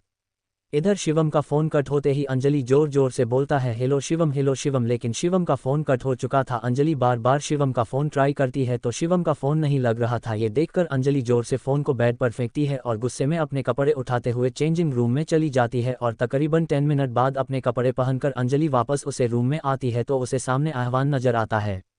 आहवान इस वक्त अपने कमरे में एक कोने में पड़े सोफे पर बैठा हुआ था और उसके सामने टेबल पर खाना लगा हुआ था। इधर अंजलि एक नज़र आहवान की तरफ देखकर बेड पर जाकर बैठ जाती है। इधर अंजलि की इस हरकत पर आहवान के हाथों की मुक्तियां बन जाती है तो कहाँ अंजलि की तरफ देखकर अपनी ठंडी आवाज में बोलता है मैसेज मालिक आप यहाँ लिए हमारे और अपने लिए खाना लगाइए। इधर आहवान की बात सुनकर अंजलि गुस्से में बोलती है आपको खाने की पड़ी है तो आप खा लीजिए, मुझे भूख नहीं है, मेरी यहाँ मैन काल से गायब है और आप मुझे खाने के लिए बोल रहे हैं, आप खा लीजिए ना, मैं आपको मना नहीं कर रही हूँ। इधर अंजलि इतना बोलते ही आहवान गुस्से में अपनी जगह से खड़ा होता है और एकदम से अंजलि के करीब आकर उसे एक झटके में अपनी गोद में उठा लेता है और अंजलि जो आहवान को गुस्से में अपने करीब आता देखकर कुछ पल के लिए सहन गई थी, लेकिन दूसरे ही पल जब वह आहवान की हरकत को देखती हैं तो उसकी आंखें गुस्से से लाल हो जाती है। इधर आहवान अंजलि की लाल आंखों को इग्नोर करते हुए अपनी ठंडी आवाज में बोलता है चुपचाप खाना खाइए और मुझे भी खिलाएं, जब तक आप खाना खत्म करेंगे तब तक आपको कॉल आ जाएगी कि आपकी माँ हमारे भाई के साथ और आपके भाई के साथ सुरक्षित है। इधर आहवान की बात को समझते हुए अंजलि दोबारा आहवान से बहसने लगती है कि तभी अपनी माँ को याद कर अंजलि चुप हो जाती है। इधर अंजलि को शांत देखकर आहवान अंजलि को अपनी गोद में लिए हुए ही सोफे पर बैठ जाता है। खुद को आहवान की गोद में देखकर अंजलि चौहान की गोद से उतरकर सोफे पर बैठने लगते हैं तो वहां अपनी ठंडी आवाज में बोलता है हिलना मत। इधर आहवान की इतनी ठंडी आवाज सुनकर अंजलि हिलना डुलना बंद कर देती है तो वहां अपने सामने लगे खाने के टेबल से एक प्लेट उठाता है और उसमें अच्छे से खाना लगाने लग जाता है। इधर आहवान की इस हरकत पर अंजलि हैरान तो थी लेकिन कुछ बोलती नहीं। इधर अंजलि के दिमाग में सिर्फ अपनी माँ का ख्याल चल रहा था और इधर आहवान प्लेट में खाना लगाते हुए ही अंजलि के लिए सिंपल दाल रोटी पनीर की सब्जी और मिक्स वेज रायता अच्छे से मिक्स करते हुए एक रोटी की बीते को तोड़ते हुए सब्जियों के साथ लगाते हुए अंजलि के मुंह की तरफ बढ़ा देता है। इधर अंजलि जिसकी आंखों के आगे सिर्फ अपनी ममता माँ का चेहरा आ रहा था उसका तो ध्यान ही नहीं था कि आहवान क्या कर रहा है। इधर आहवान अंजलि को इस तरह खोया देखकर अपनी ठंडी आवाज में बोलता है मुंह खोले। इधर आहवान के इतना बोलते ही अंजलि होश में आती है और बिना कुछ बोले अपना मुंह खोल देती है। अंजलि की इस हरकत पर आहवान मन मुस्कुराता है लेकिन कुछ बोलना नहीं। इधर अंजलि अपना मुंह को जैसे ही खोलती है तो वहां खाने का निवाला अंजलि के मुंह में डाल देता है और अंजलि को अपनी ठंडी आवाज में बोलता है खाना खाई। इधर आहवान की बात सुनकर अंजलि अपना मुंह चलाना शुरू करती है और अपनी आंखों में आंसू लाते हुए कि अपना खाना खाने लगती है। इधर अंजलि की आंखों में आंसू देखकर आहवान अपनी ठंडी आवाज में बोलता है आज से आपकी आंखों में मुझे आंसू नहीं दिखना चाहिए मिसेज मलिक। इधर आहवान की बात सुनकर अंजलि को कुछ फर्क नहीं पड़ता लेकिन आहवान अंजलि को चुप देखकर फिर से प्लेट से एक बाइट खाने की बनता है और फिर से अंजलि की तरफ अपना हाथ बढ़ा देता है। इधर अंजलि किसी छोटे बच्चों की तरह आहवान का कहना मानते हुए उसके हाथ से खाना खा रही थी, लेकिन अंजलि इस बात पर ध्यान नहीं देती कि आहवान ने एक बीने वाला अपने मुंह में खाने का नहीं डाला, बस उसे ही खिला रहा है। इधर अंजलि के दर्द को समझते हुए मन में बोलता है हमें पता है कि कल से आपने कुछ नहीं खाया हुआ है इसीलिए हमने आपके साथ इतनी सिकनेस की है। ये सब बोलते हुए आहवान मन में ही अंजलि की हेल्थ को लेकर चिंता में था कि तभी एकदम से आहवान के मोबाइल की रिंग उसे सुनाई देती है तो वहां अपने हाथ का निवाला अंजलि के मुंह की तरफ बढ़ते हुए बोलता है मुंह खोलिए। आहवान कितना बोलते ही अंजलि अपना मुंह खोल देती है तो आज अंजलि के मुंह में खाने की बाइट डाल देता है और अपने पास पड़ा मोबाइल उठाकर स्पीकर पर कर देता है तो उधर से रेहान की आवाज आती है भाई भाभी की मॉम का पता चल चुका है और हम बहुत जल्द उन तक पहुंचने वाले हैं। रेहान की आवाज जैसे ही आहवान के साथ साथ अंजलि के कान में पड़ती है तो अंजलि कुछ बोलती कि तभी आहवान अपने ठंडी आवाज में बोलता है किसने उठाया है उन्हें। इधर आहवान की इतनी ठंडी आवाज सुनकर रेहान उधर से बोलता है भाई कोई बाहर का अंडरवर्ल्ड से जुड़ा हुआ इंसान है जिसने फिरौती के लिए और पैसों के लिए ममता जी को उठाया है, या हो सकता है उसका कोई और मकसद हो भाभी की मां को उठाने का। इधर आहवान जैसे ही रेहान की बात सुनता है तो अपनी ठंडी आवाज में बोलता है मेरी सासू मॉम को सही सलामत घर पर लेकर आना रेहान, और हाँ जिसने भी उन्हें उठाया है उसकी हस्ती इस दुनिया से मिटा दो। इधर आहवान की इतनी ठंडी आवाज सुनकर रेहान ओके बोलकर कॉल कट कर देता है तो आहवान की बात सुनकर अंजलि एक नज़र आहवान की तरफ देखती है लेकिन कुछ बोलती नहीं। इधर अंजलि को चुप देखकर आहवान अंजलि के चेहरे को अपने हाथों में भरकर बोलता है चिंता मत कीजिए अंजलि, ममता माँ जल्दी आपके सामने होंगी। इधर आहवान की बात सुनकर पता नहीं अंजलि को आज क्या होता है, उसे खुद पता नहीं चलता कि वह कसकर आहवान को गले लगा लेती है और कहाँ अंजलि की इस हरकत पर अंजलि के सर पर प्यार से हाथ फेरते हुए कसकर अपनी आंखें बंद कर लेता है। इधर अंजलि रोते हुए आहवान के सीने से लगकर बोलती है प्लीज मेरी माँ मुझे ला दीजिए, मुझे और इंतजार नहीं हो रहा। ये सब बोलते हुए अंजलि आहवान के सीने से लगकर रोने लग जाती है। इधर अंजलि का रोना देखकर आहवान के हाथों की मुट्ठी बन जाती है। इधर अंजलि के सर को प्यार से सहलाते हुए आहवान मन में बोलता है शांत हो जाइए अंजलि, आपकी माँ को कुछ नहीं होगा। इधर आहान के सीने में पता नहीं क्या सुकून था कि अंजलि रोते रोते ही आह्वान के सीने से लगकर सो जाती है। इधर अंजलि के सोते ही आह्वान अंजलि की भरी सांस खुद के सीने पर जैसे ही महसूस करता है तो अंजलि को बड़े प्यार से अपनी गोद में उठाकर अपने बिस्तर पर आराम से लेट देता है और अच्छे से ब्लैंकेट से अंजलि को कर अपने रूम में हल्का सा एक स्प्रे कर देता है और उसे स्प्रे को करते ही वह उसे सपने को अपनी सीक्रेट अलमारी में रखकर उसे लॉक कर देता है और एक नज़र अंजलि को देखकर अपनी ठंडी आवाज़ में बोलता है, आपका कुछ देर सोना बहुत ज़रूरी है अंजलि, इसीलिए ये सपना आपको कुछ देर आराम से सुकून की नींद लेने में मदद करेगा। इतना बोलकर आह्वान उसे रूम से बने हुए इस रूम के एक सीक्रेट रूम में इंटर होता है और उसे रूम में इंटर होते ही आह्वान के उसे रूम में चारों तरफ एक बहुत बड़ी एलईडी लगी हुई थी और उसे एलईडी पर अंजलि के पूरे विला की सीसीटीवी फुटेज चल रही थी और दूसरी तरफ एक एलईडी पर राठौर परिवार की पूरे विला की लाइव सीसीटीवी फुटेज चल रही थी और एक एलईडी पर आह्वान के खुद के पूरे विला की सीसीटीवी फुटेज चल रही थी जिसमें उसे अपनी दादी लिविंग हॉल में बैठी हुई नजर आ रही थी और दूसरी एलईडी में आह्वान जब नजर मारता है तो वहां पर उसे मित्तल परिवार की घर की लाइव फुटेज चल रही थी। दूसरी तरफ कहाँ अपने कमरे में लगी उसे हर एलईडी पर नजर मारते हुए टेढ़ा मुस्कुराते हुए बोलता है, तुम लोगों को क्या लगता है कि अंजलि को तुम ठेस पहुंचा लोग और मैं पहुंचने दूंगा? कभी नहीं। दूसरी तरफ मुड़ता है तो उसकी नज़र एक बड़ी साड़ी एलईडी पर जाती है और उसे एलईडी पर लाइव एक विला की फुटेज चल रही थी जिसे देखकर आह्वान जोर जोर से मुस्कुराता है और उसका वह कमरा साउंड प्रूफ होने की वजह से उसके हंसने की आवाज़ बाहर नहीं जा रही थी। आह्वान जोर जोर से मुस्कुराते हुए बोलता है, निखिल खन्ना तुम्हारे उसे आदमी ने मेरी मोहब्बत पर नज़र डालकर सबसे बड़ी गलती की है और उसकी सज़ा मैं उसे ऐसी दूंगा कि तुम्हारी रूह तक कहाँ पर जाएगी। ये सब बोलते हुए आह्वान अपने इस सीक्रेट कमरे के एक कोने में जाता है और वहाँ जाकर एक बटन प्रेस करता है। उसे बटन के प्रेस करते ही आह्वान वहाँ से थोड़ा साइड हट जाता है और जैसे ही आह्वान उसे कोने से साइड पड़ता है तो वहां नीचे से एक स्लाइडर ओपन होता है और उसे स्लाइडर के ऊपर होते ही यहाँ की आंखों के सामने एक सीक्रेट रास्ता नजर आता है। आह्वान उसे सीक्रेट रास्ते को देखते हुए टेढ़ा मुस्कुराते हुए नीचे की तरफ बढ़ जाता है। इधर जैसे जैसे यहाँ नीचे बढ़ रहा था वैसे वैसे वहाँ पर अपने आप लाइट ऑन हो रही थी। जैसे जैसे कदम बढ़ा रहा था वैसे वैसे वहाँ पर अपने आप रोशनी होती जा रही थी। दूसरी तरफ आह्वान अपने चेहरे पर ठंडी मुस्कुराहट लाते हुए अपने उसे सीक्रेट रास्ते से होते हुए जब नीचे आता है तो चारों तरफ उसके बॉडीगार्ड खड़े थे और वहाँ पर नीचे एक बहुत बड़ा बेसमेंट बना हुआ था। आह्वान एक नज़र चारों तरफ अपनी ठंडी घूमता है और अपनी ठंडी आवाज़ में अपने सामने खड़े आदमी की तरफ देखकर बोलता है, माइकल कहाँ पर है? वह आदमी आहान की इतनी ठंडी आवाज़ सुनकर आहान का राइट हैंड माइकल वहाँ के सामने से झुकते हुए बोलता है, बॉस वो टॉर्चर रूम में है। इधर आह्वान अपने आदमी की बात सुनकर उसके साथ अपने कदम बढ़ा देता है और आह्वान के कदम जैसे जैसे बढ़ रहे थे वैसे वैसे उसके कानों में एक शख्स की दर्द भारी चीज़ सुनाई दे रही थी। इधर आह्वान उसे शख्स की चीज़ सुनते हुए ही सुकून से अपनी आंखें बंद करते हुए मन में बोलता है, बहुत सुकून मिलता है इन जैसे लोगों की चीखें सुनकर मेरे दिल को। ये सब बोलते हुए आह्वान अपने आदमी के साथ आगे बढ़ रहा था कि तभी कुछ ही पल में आह्वान एक टॉर्चर रूम में इंटर होता है जहाँ पर सामने ही उसे एक शख्स नजर आता है जिसका आधा हाथ जमीन पर लटक रहा था और आधा हाथ उसके शरीर से जुड़ा हुआ था। उसे आदमी की इस हालत को देखते हुए आह्वान अपनी ठंडी आवाज़ में बोलता है, मैं तुझे ये नहीं पूछूंगा कि तुझे यहाँ किसने भेजा था, किसके कहने पर तूने अंजलि की तस्वीर ली थी और तूने किस अंजलि की तस्वीर भेजी थी, क्योंकि मैं ये पहले से ही जानता हूँ कि तूने किस तस्वीर भेजी है और किसके कहने पर तू वहाँ पर आया था। ये सब बोलते हुए आह्वान उसे आदमी के करीब बढ़ता है तो वह आदमी आह्वान को देखकर अपने चेहरे पर डर लाते हुए बोलता है, मैं आपके आगे हाथ जोड़ता हूँ, मुझे जाने दो, मुझसे गलती हो गई, मैंने तो आपका कुछ बिगड़ भी नहीं है, तो क्यों कर रहे हो आप मेरे साथ यह सब? आहान जैसे ही उसे आदमी की बात सुनता है तो उसके चेहरे पर शैतानी मुस्कुराहट आ जाती है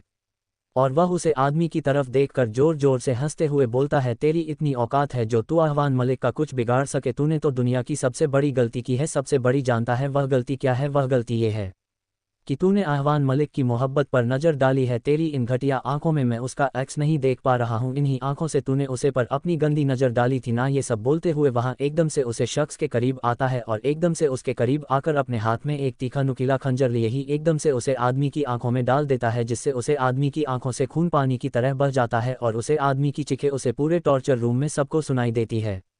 इधर आह्वान के इस बार से वह आदमी दर्द से तड़पने लगता है और उसकी आंखों से पानी की जगह अब खून बह रहा था। इधर अपने सामने आहान का खास आदमी जब आहान का ये रूप देखता है तो उसे आदमी की हालत को देखते हुए बोलता है, क्योंकि तूने अब दुनिया की सबसे बड़ी गलती, अगर तूने भगवान को नाराज किया होता तो शायद तुझे माफ़ कर देते हैं, लेकिन तूने तो एक शैतान को जगाया है जिसका गुस्सा वह खुद भी शांत नहीं कर सकता। अब तो भगवान तेरी आत्मा को शांति दे। ये सब बोलते हुए माइकल गोद को याद कर रहा था और उधर आह्वान अपनी नुकीली छोटी सी लाइफ से उसे आदमी की आंखें बाहर निकल चुका था। इधर उसे आदमी की आंखें बाहर निकाल कर फेंकने के बाद आह्वान उसे आदमी को दर्द से तड़पते हुए देखते हुए अपनी ठंडी आवाज़ में बोलता है, तू मेरी अंजलि को सीने से लगाना चाहता है, यही सब बोल रहा था ना तू। ये सब बोलते हुए आहवान एकदम से उसे आदमी के करीब बढ़ता है जो पहले से ही दर्द में तड़प रहा था और आहवान के आगे गिड़गिड़ाकर माफी मांग रहा था। इधर अहान उसे आदमी की एक बात नहीं सुनता और एकदम से उसे आदमी के पास झुककर एक तीखा नुकीला खंजर अपने हाथ में लेकर उसे आदमी के सीने में घुसा देता है। और इधर उसे आदमी के सीने में जैसे ही खंजर अहान गुस्सा आता है तो उसे आदमी की सांस वहीं रुक जाती है। इधर अहान का गुस्सा यही शांत नहीं होता, उसे आदमी की सांस रुकने के बाद भी आहवान उसे आदमी के सीने को अपने हाथों से फाड़कर उसका दिल बाहर निकाल देता है और एकदम से उसे दिल को माइकल के कदमों में फेंकते हुए बोलता है, इसे टाइगर को खिला दो। इधर अहान का इतना भयानक रूप देखकर और उसे आदमी का सीन फटा हुआ देखकर माइकल यस बॉस बोलकर एक आदमी से उसे सीने को उठाने को बोलता है तो एक बॉडीगार्ड डरते हुए उसे आदमी के दिल को उठता है और रॉबिन के साथ टाइगर की तरफ बढ़ जाता है जहां पर अहान का फालतू जानवर जो कि एक शेर था उसने पाल रखा था।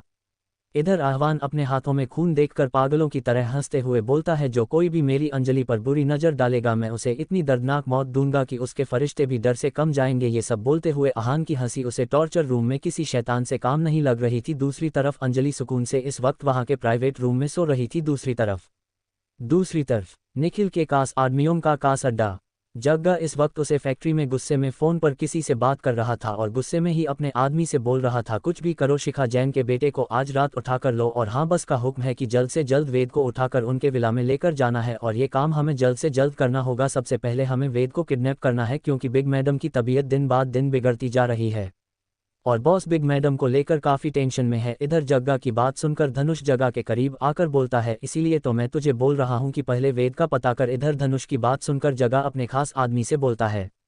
पता करो इस वक्त वेद कहां पर है। इधर जग्गा के इतना बोलते ही उधर से जग्गा का खास आदमी ओके बॉस बोलकर फ़ोन कट कर देता है। तो जग्गा धनुष की तरफ देखकर बोलता है, साला मुझे समझ नहीं आता कि उसे शिखा जैन के बेटे की सिक्योरिटी इतनी टाइट कैसे हो गई है। जब भी हम उसे उठाने के लिए उसके करीब जाते हैं तो उसकी सिक्योरिटी टाइट होने के कारण हम उसे तक पहुंच ही नहीं पा रहे हैं। बस एक मौका मिल जाए उसके बेटे को उठाने का, फिर देख कैसे उसे कमीन की हालत में क्या करता हूं। ये सब बोलते हुए जग्गा के चेहरे पर शिखा जैन के बेटे को नुकसान पहुंचाने के इरादे साफ नजर आ रहे थे। इधर जग्गा की बात सुनकर धनुष अपने चेहरे पर गुस्सा लाते हुए बोलता है, हाँ पता है मुझे, और तुझे पता है वह क्वीन कोई और ही नहीं वही साली कुत्तिया है जिसने हमारी छोटी प्रिंसेस की जिंदगी नरक बना दी है। ये सब बोलते हुए धनुष के चेहरे पर अंजलि के लिए साफ नफरत नजर आ रही थी। इधर जग्गा और धनुष अभी बात कर ही रहे थे कि तभी जग्गा का फ़ोन दोबारा से रिंग करता है तो उसका आदमी डरते हुए जग्गा के फ़ोन उठाते ही बोलता है, बॉस हमारा जो खास आदमी हमने क्वीन मैंशन के बाहर निगरानी में रखा था उसकी डेड बॉडी मिली है और सबसे हैरानी की बात है बस उसके सीने में दिल नहीं है। इधर जैसे ही जग्गा अपने खास आदमी की बात सुनता है तो हैरानी और गुस्से से बोलता है, ये क्या बकवास कर रहा है तू, आखिर मेरे आदमी को कौन हाथ लगा सकता है, आखिर ऐसा कौन पैदा हो गया जो जग्गा के आदमी को मारकर उसकी ये हालत कर सके। इधर जग्गा गुस्से में बात कर रहा था और धनुष जो जग्गा के पास खड़ा था वह जग्गा की बात सुनकर हैरानी से बोलता है, क्या क्वीन पर नजर रखने वाले आदमी की मौत हो गई है, आखिर किसने मारा होगा उसे। धनुष अभी बोल ही रहा था कि जग्गा गुस्से में धनुष की तरफ देखकर बोलता है, चुप कर, अब सुनने दे मुझे वह क्या बोल रहा है। इधर जग्गा की गुस्से भरी आवाज सुनकर धनुष चुप हो जाता है और इधर जग्गा अपने आदमी से बोलता है, पता करो कि जग्गा के आदमी को मारने वाला कौन दिल्ली में पैदा हो गया। ये सब बोलकर जग्गा फ़ोन कट कर देता है और इस वक्त जग्गा के चेहरे पर गुस्सा साफ नजर आ रहा था। जग्गा गुस्से में ही अपने सामने पड़ी शराब की बोतल को दीवार पर मरते हुए बोलता है, कौन है तू साले का जिसने मेरे खास आदमी को मारा है। इधर जग्गा का गुस्सा देखकर धनुष जग्गा के पास आकर बोलता है, शांत हो जा जग्गा, पता चल जाएगा कि तेरे खास आदमी को किसने मारा है, आखिर कब तक बच के रहेगा वह हमसे जिसने हमारे आदमी पर हाथ डाला है। इधर धनुष की बात सुनकर जग्गा गुस्से में बोलता है, तू नहीं जानता धनुष वह मेरा कितना खास आदमी था, अरे जो काम आज तक कोई नहीं कर पाता था ना सीक्रेट वह करता था। तुझे क्या लगता है क्वीन की तस्वीर लेना क्या बच्चों का खेल था, ये तो मेरे उसे खास आदमी की हिम्मत थी जिसे पता लगा लिया कि क्वीन ही अंजलि है, वरना आज तक कोई इतनी आसानी से ये पता नहीं लगा पता कि अंजलि ही क्वीन बनाकर बस की जिंदगी में तबाही ला रही है। ये सब बोलते हुए जग्गा की आंखें गुस्से से लाल थी और इधर जग्गा सोच में पड़ जाता है कि उसके आदमी को किसने मारा है। दूसरी तरफ राठौर विला, विशाखा का रूम। विशाखा इस वक्त अपने कमरे में बैठी हुई थी और उसके सामने इस वक्त प्रीति बैठी हुई थी। प्रीति रोती हुई ही विशाखा के गले लगाकर बोलता है, विशाखा मैं सच बोल रही हूँ, मुझे नहीं पता था कि मैं उसे कमरे में कैसे पहुंची, कैसे मैं किसी अनजान के साथ रात बिता ली। तेरी कसम विशाखा, कम से कम तू तो मुझ पर विश्वास कर, तू तो भाई को समझना, भाई तेरी बात कभी नहीं डालते। इधर प्रीति का रोना देखकर विशाखा एकदम से प्रीति की आंखों से आंसू साफ कर बोलता है, शांत हो जा प्रीति, चाहे हम दोनों कितना ही लड़ लें, हम दोनों बचपन की अच्छी दोस्त हैं और हम छोटे छोटे गुस्से के कारण कभी भी एक दूसरे से दूर नहीं होती और तू चिंता मत कर, मैं धीरज से बात करूंगी और जिसका ***** ने तेरी जिंदगी के साथ खेलने की कोशिश की है मैं उसे छोड़ूंगी नहीं। फिलहाल तू रोना धोना बंद कर, मैं अंकल आंटी के साथ साथ धीरज को भी संभाल लूंगी। और मुझे इतना पता चला है कि पापा ने मेरी शादी जब से जल्द धीरज से करने का फैसला कर लिया है, और इधर तुझे इस बात का भी पता चल चुका है कि माँ घर पर नहीं है और माँ यहाँ से जा चुकी है। मुझे माँ की भी बहुत चिंता हो रही है। ये सब बोलते हुए विशाखा की आंखों में अपनी मां के लिए चिंता साफ नजर आ रही थी। इधर विशाखा की बात सुनकर प्रीति एकदम से विशाखा के गले लगाकर बोलता है, मुझे माफ कर दे विशाखा, मैंने गुस्से में तुझे बहुत हर्ट किया है, बट अब नहीं करूंगी, आई प्रॉमिस, अब मैं तेरा साथ कभी नहीं छोड़ूंगी। इधर प्रीति की बात सुनकर विशाखा के चेहरे पर मुस्कुराहट आ जाती है और दोनों ही जानी शॉपिंग पर चलने का प्लान बना लेती है कि तभी विशाखा के दिमाग में कुछ आता है और वह प्रीति की तरफ देखकर बोलती है, प्रीति बहुत समय हो गया हमने किसी का जीना हराम नहीं किया, क्यों ना अब हम किसी का जीना हराम करें। इधर विशाखा की बात सुनकर प्रीति हैरानी से विशाखा की तरफ देखती है तो विशाखा टेढ़ा मुस्कुराते हुए बोलती है, आराध्य याद है ना शिखा हुआ की बेटी, उसने तुझे पता है वेद भाई को मेरे खिलाफ कितना भड़काया है, अब मुझे उससे बदला लेना है और ऐसा बदला लेना है कि बुआ के साथ साथ वह बेवकूफ़ अर्जुन भी अपनी बहन की हालत देखकर टूट जाए। ये सब बोलते हुए विशाखा के चेहरे पर आराध्या के लिए कुछ अच्छे इरादे नजर नहीं आ रहे थे। इधर विशाखा की बात सुनकर प्रीति के चेहरे पर भी मुस्कुराहट आ जाती है और वह विशाखा की तरफ देखकर बोलती है, मुझे अच्छे से याद है उसका मीनिंग के बारे में, उसने मेरे साथ भी बहुत बार पंगा लिया है, वह हमेशा सिर्फ अंजलि के लिए हम लोगों से लड़ती रहती थी ना, अब उसे उसकी औकात दिखाने का टाइम आ गया है और वैसे भी उसे टॉर्चर करने में मुझे बहुत मजा आता है। ये सब बोलते हुए प्रीति जोर जोर से हंसती है और प्रीति की बात सुनकर विशाखा के चेहरे पर भी मुस्कुराहट आ जाती है। इधर विशाखा अपना मोबाइल उठाती है और किसी को कॉल कर बोलता है,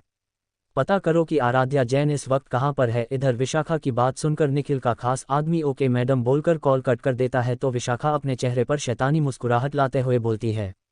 आराध्या तुमने मेरे और मेरे भाई के बीच में आने की सबसे बड़ी गलती की है, जो गलती तुम्हारी बहन ने की थी वही गलती तुमने कर दी। तुम्हारी बहन को तो मैंने मेरी जिंदगी से हमेशा के लिए निकाल दिया, अब बारी तुम्हारी है, तुम्हें मैंने इसलिए छोड़ा था कि तुम इस घर में नहीं थी और ना ही मुझे तुमसे ज्यादा खतरा था, लेकिन अब तुम मेरे लिए खतरा बनती जा रही हो और जो भी मेरे भाई की और मेरे बीच में आएगा मैं उसकी जिंदगी हराम कर दूंगी। ये सब बोलते हुए मन में ही विशाखा आराध्य को सबक सिखाने का और उसके साथ कुछ बुरा करने का ठान चुकी थी। इधर प्रति भी विशाखा का साथ देते हुए विशाखा के साथ राठौर विला से बाहर की तरफ निकल जाती है। इधर दोनों जनी आज बहुत खुश थी क्योंकि दोनों ही सहेलियां काफी दिनों बाद एक साथ एक हुई थी। दूसरी तरफ जग्गा का खास आदमी जग्गा को कॉल करके बोलता है, बस लिटिल प्रिंस ने आराध्या की डिटेल मांगी है और आराध्या की कर्ट लोकेशन मांगी है कि आराध्या जैन इस वक्त कहाँ है। इधर जग्गा अपने आदमी की बात सुनकर गुस्से में बोलता है, प्रिंसेस ने जो कहा है वह करो वरना तुम अच्छे से जानते हो कि निखिल बस का गुस्सा क्या है। इधर जग्गा का खास आदमी जग्गा की बात सुनकर ओके बॉस बोलकर फोन कट कर देता है और आराध्या इस वक्त कहां पर है उसे इन्फॉर्मेशन को निकालने में लग जाता है। दूसरी तरफ आराध्या अपनी पूरी सिक्योरिटी के साथ एक बहुत बड़े मॉल में गई हुई थी और इस वक्त उसके चेहरे पर बहुत बड़ी मुस्कुराहट थी। आराध्या मॉल में बहुत सारे सॉफ्टवेयर देखते हुए ही एक सॉफ्टवेयर की शॉप पर मुस्कुराते हुए बोलती है, मुझे पता है दीदी को कौन सा सॉफ्टवेयर पसंद आएगा क्योंकि बचपन में भी दीदी के फेवरेट टॉय सिर्फ सॉफ्ट टॉय थे। ये सब बोलते हुए आराध्या मासूमियत अपनी आंखों में मासूमियत लाते हुए एक बहुत बड़े टेडी बियर की तरफ बढ़ जाती है और उसे टेडी बेयर के पास जाकर उसे देखते हुए बोलती है, तुम मेरी दीदी को जरूर पसंद आओगी। ये सब बोलते हुए आराध्या उसे सॉफ्टवेयर को देखते हुए उसे सॉफ्टवेयर की शॉप के ओनर के पास जाती है और उसे बोलती है, एक काम करो इसे पैक करवा दो। इधर आराध्या की बात सुनकर टॉय शॉप का ओनर मुस्कुराते हुए यस मैडम बोल देता है तो आराध्या उसे टेडी बेयर को अपने एक बॉडीगार्ड के हाथ में पकड़ा देता है और खुशी से उसे सॉफ्टवेयर की शॉप से बाहर निकल जाती है। दूसरी तरफ जगह का खास आदमी कुछ ही पलों में विशाखा को आराध्या की कर्ट लोकेशन बता देता है। दूसरी तरफ विशाखा जो इस वक्त उसे मॉल के काफी करीब थी, जैसे ही उसे आराध्या की कर्ट लोकेशन मिलती है तो वह प्रीति के साथ तेजी से उसे मॉल की तरफ बढ़ जाती है जहां पर आराध्या आई हुई थी। इधर आराध्या इस बात से अनजान थी कि अभी उसकी मुलाकात किस होने वाली है, वह तो अपनी बहन को खुश करने के चक्कर में अलग अलग शॉप्स पर शॉपिंग कर रही थी। दूसरी तरफ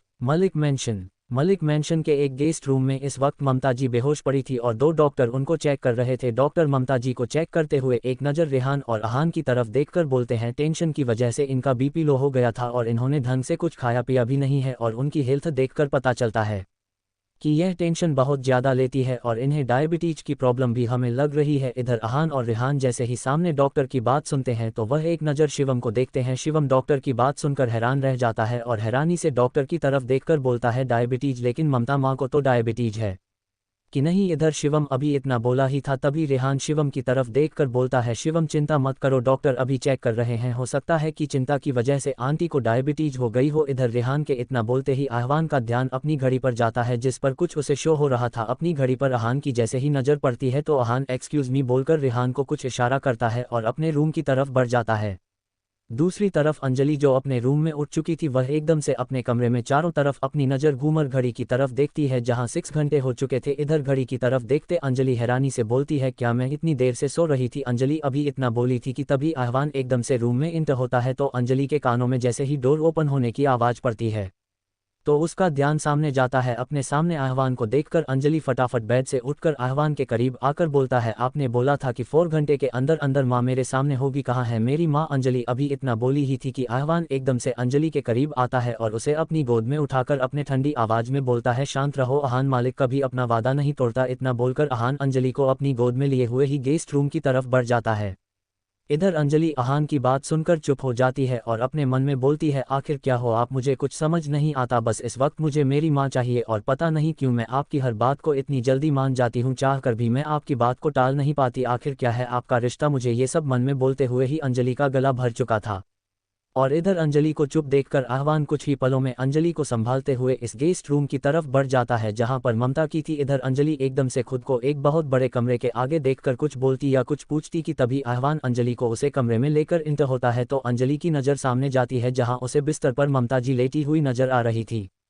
इधर जैसे ही अंजलि की नज़र ममता जी पर पड़ती है तो अपनी मां को सामने देखकर अंजलि की आंखों से आंसू उसके गालों पर आ जाते हैं और वह आहान की तरफ देखकर कुछ बोलती कि तभी आहवान अंजलि की फीलिंग्स को और अंजलि के मन को समझते हुए अंजलि को अपने गोद से नीचे उतरता है तो अंजलि भागकर अपनी मां के करीब जाती है और अपनी मां को बेहोशी की हालत में देखकर और उसे कमरे में डॉक्टर को देखकर एक नज़र सबकी तरफ देखकर पूछता है क्या हुआ, मेरी मां को मान लेती क्यों हुई है। इधर अंजलि इतना बोलती है कि तभी शिवम एकदम से अंजलि के करीब आता है तो अंजलि शिवम को अपने करीब देखकर कसकर शिवम के गले लग जाती है और रोते हुए बोलती है क्या हुआ है,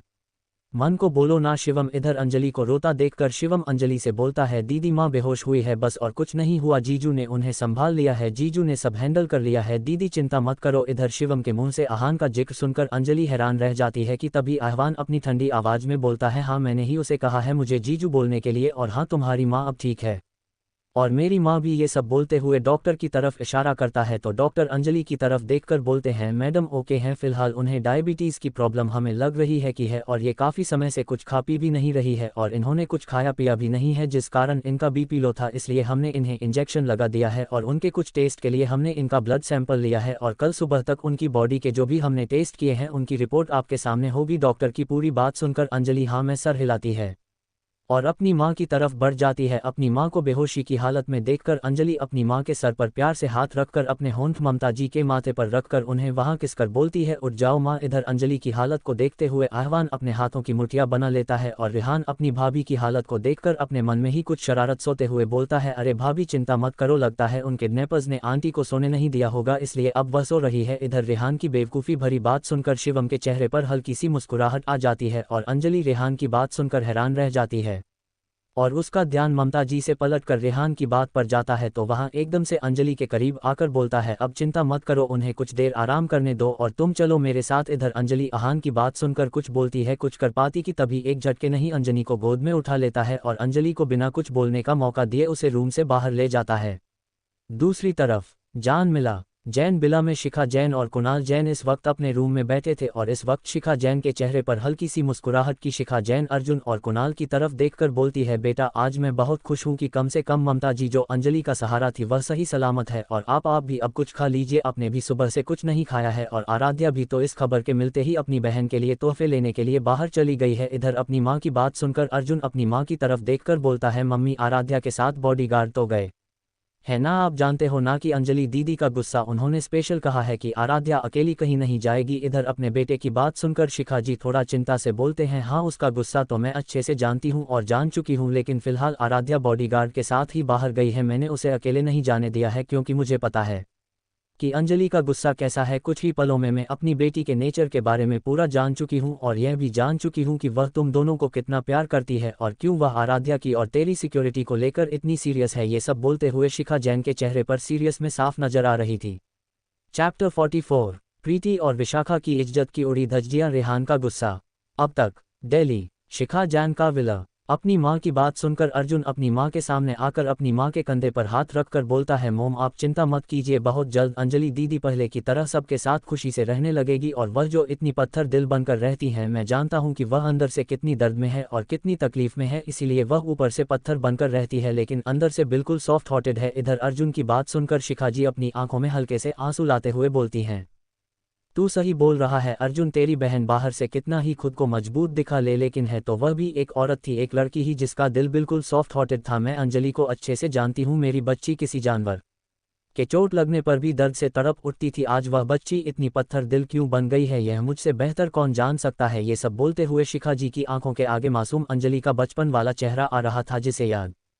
कर उनके दिल में दर्द होता है और वह अर्जुन की तरफ देखकर बोलते हैं, जो बेटा तुम अपने रूम में जाओ और जो तुम्हारे पापा ने तुम्हें बिजनेस डील के बारे में बताया है उसे पर जाकर कम करो। इधर अपनी माँ की बात सुनकर अर्जुन हाँ में सिर हिलता है और अपनी जेब से मोबाइल निकलते हुए एक नंबर डायल करता है और रूम से बाहर जाते हुए बोलता है, सॉरी यार आज मैं पार्टी में नहीं आ पाऊंगा क्योंकि मैं अपनी फैमिली में थोड़ा बिजी हूँ। इतना बोलते हुए अर्जुन अपनी माँ के रूम से बाहर निकल जाता है। दूसरी तरफ राठौर विला के स्टडी रूम में इस वक्त वेद ऑनलाइन मीटिंग अटेंड कर रहा था और अपने बिजनेस पार्टनर से कुछ बिजनेस की डील के बारे में डिस्कस कर मीटिंग ओवर कर देता है और मीटिंग ओवर करते ही वेद अपने सर को अपने हाथों में पड़े हुए अपनी ठंडी आवाज में बोलता है, आखिर क्यों माँ, क्यों अपने हंसते खेलते घर को नर्क बना दिया, आखिर क्या कमी रह गई थी पापा के प्यार में जो आपने उसे निखिल खन्ना के साथ अपने रिश्ते बनाए। ये सब बोलते हुए वेद के दिल में अपनी माँ के लिए गुस्सा नफरत साफ नजर आ रही थी कि तभी वेद अपना मोबाइल अपनी टेबल से उठाता है और उसे पर एक नंबर डायल कर मोबाइल को अपने कान से लगता है तो वेद की कॉल दूसरी रिंग में पिक हो जाती है। इधर दूसरी तरफ से जैसे ही वेद की कॉल पिक होती है तो वेद अपनी ठंडी आवाज में गुस्सा लाते हुए बोलता है, मिस्टर समीर आखिर कब आप मेरी बहन के बारे में मुझे इन्फॉर्मेशन देंगे। ये सब बोलते हुए वेद की आंखों में गुस्सा साफ नजर आ रहा था। इधर वेद की बात सुनकर समीर वेद को शांति से जवाब देता है, शांत हो जाइए मिस्टर वेद, आपकी बहन इंडिया में है और इस वक्त वह कौन सी सिटी में है सिर्फ मुझे इसका पता करना है। इधर वेद जैसे ही समीर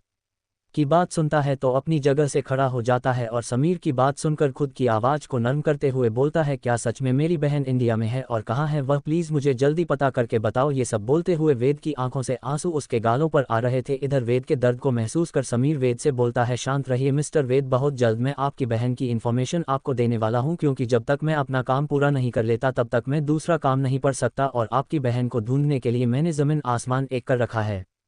इधर समीर की बात सुनकर वेद राहत की सांस लेते हुए समीर से बोलता है, आई एम सॉरी समीर, मैंने गुस्से में तुम पर ज्यादा ही गुस्सा कर दिया, लेकिन क्या करूं, मेरी बहन जो कब से घर से गई है उसकी मुझे कोई खबर नहीं मिली।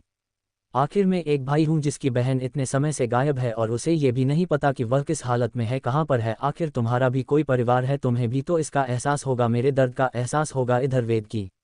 बात सुनकर समीर वेद को दिलासा देता है और बहुत जल्द अंजलि की खबर उसे देने का वादा कर फोन कट कर देता है। इधर समीर की बात को सुनकर वेद की आंखों से आंसू उसके गालों पर आते हैं और वह अंजलि को याद कर बोलता है, कहाँ है छोटी तू, तेरी आवाज सुनने को तरस चुका हूँ पूरे घर में, अगर मुझे सबसे ज्यादा सुकून देती थी तो तेरी वह खिलखिलाती हंसी जिसे सुनने के लिए मेरे कान तरस रहे हैं। ये सब बोलते हुए वेद एक नज़र सेकंड फ्लोर पर मारता है जहाँ पर अंजलि का कमरा था और अंजलि को याद कर वह अंजलि के कमरे की तरफ बढ़ जाता है। दूसरी तरफ राठौर विला के बाहर काफी सारी गाड़ियां आकर रुकती है और उन गाड़ियों में से काफी सारे काले कपड़े पहने गुंडे जैसी शक्ल वाले आदमी राठौर विला को चारों तरफ से घेर लेते हैं और सभी के चेहरे पर इस वक्त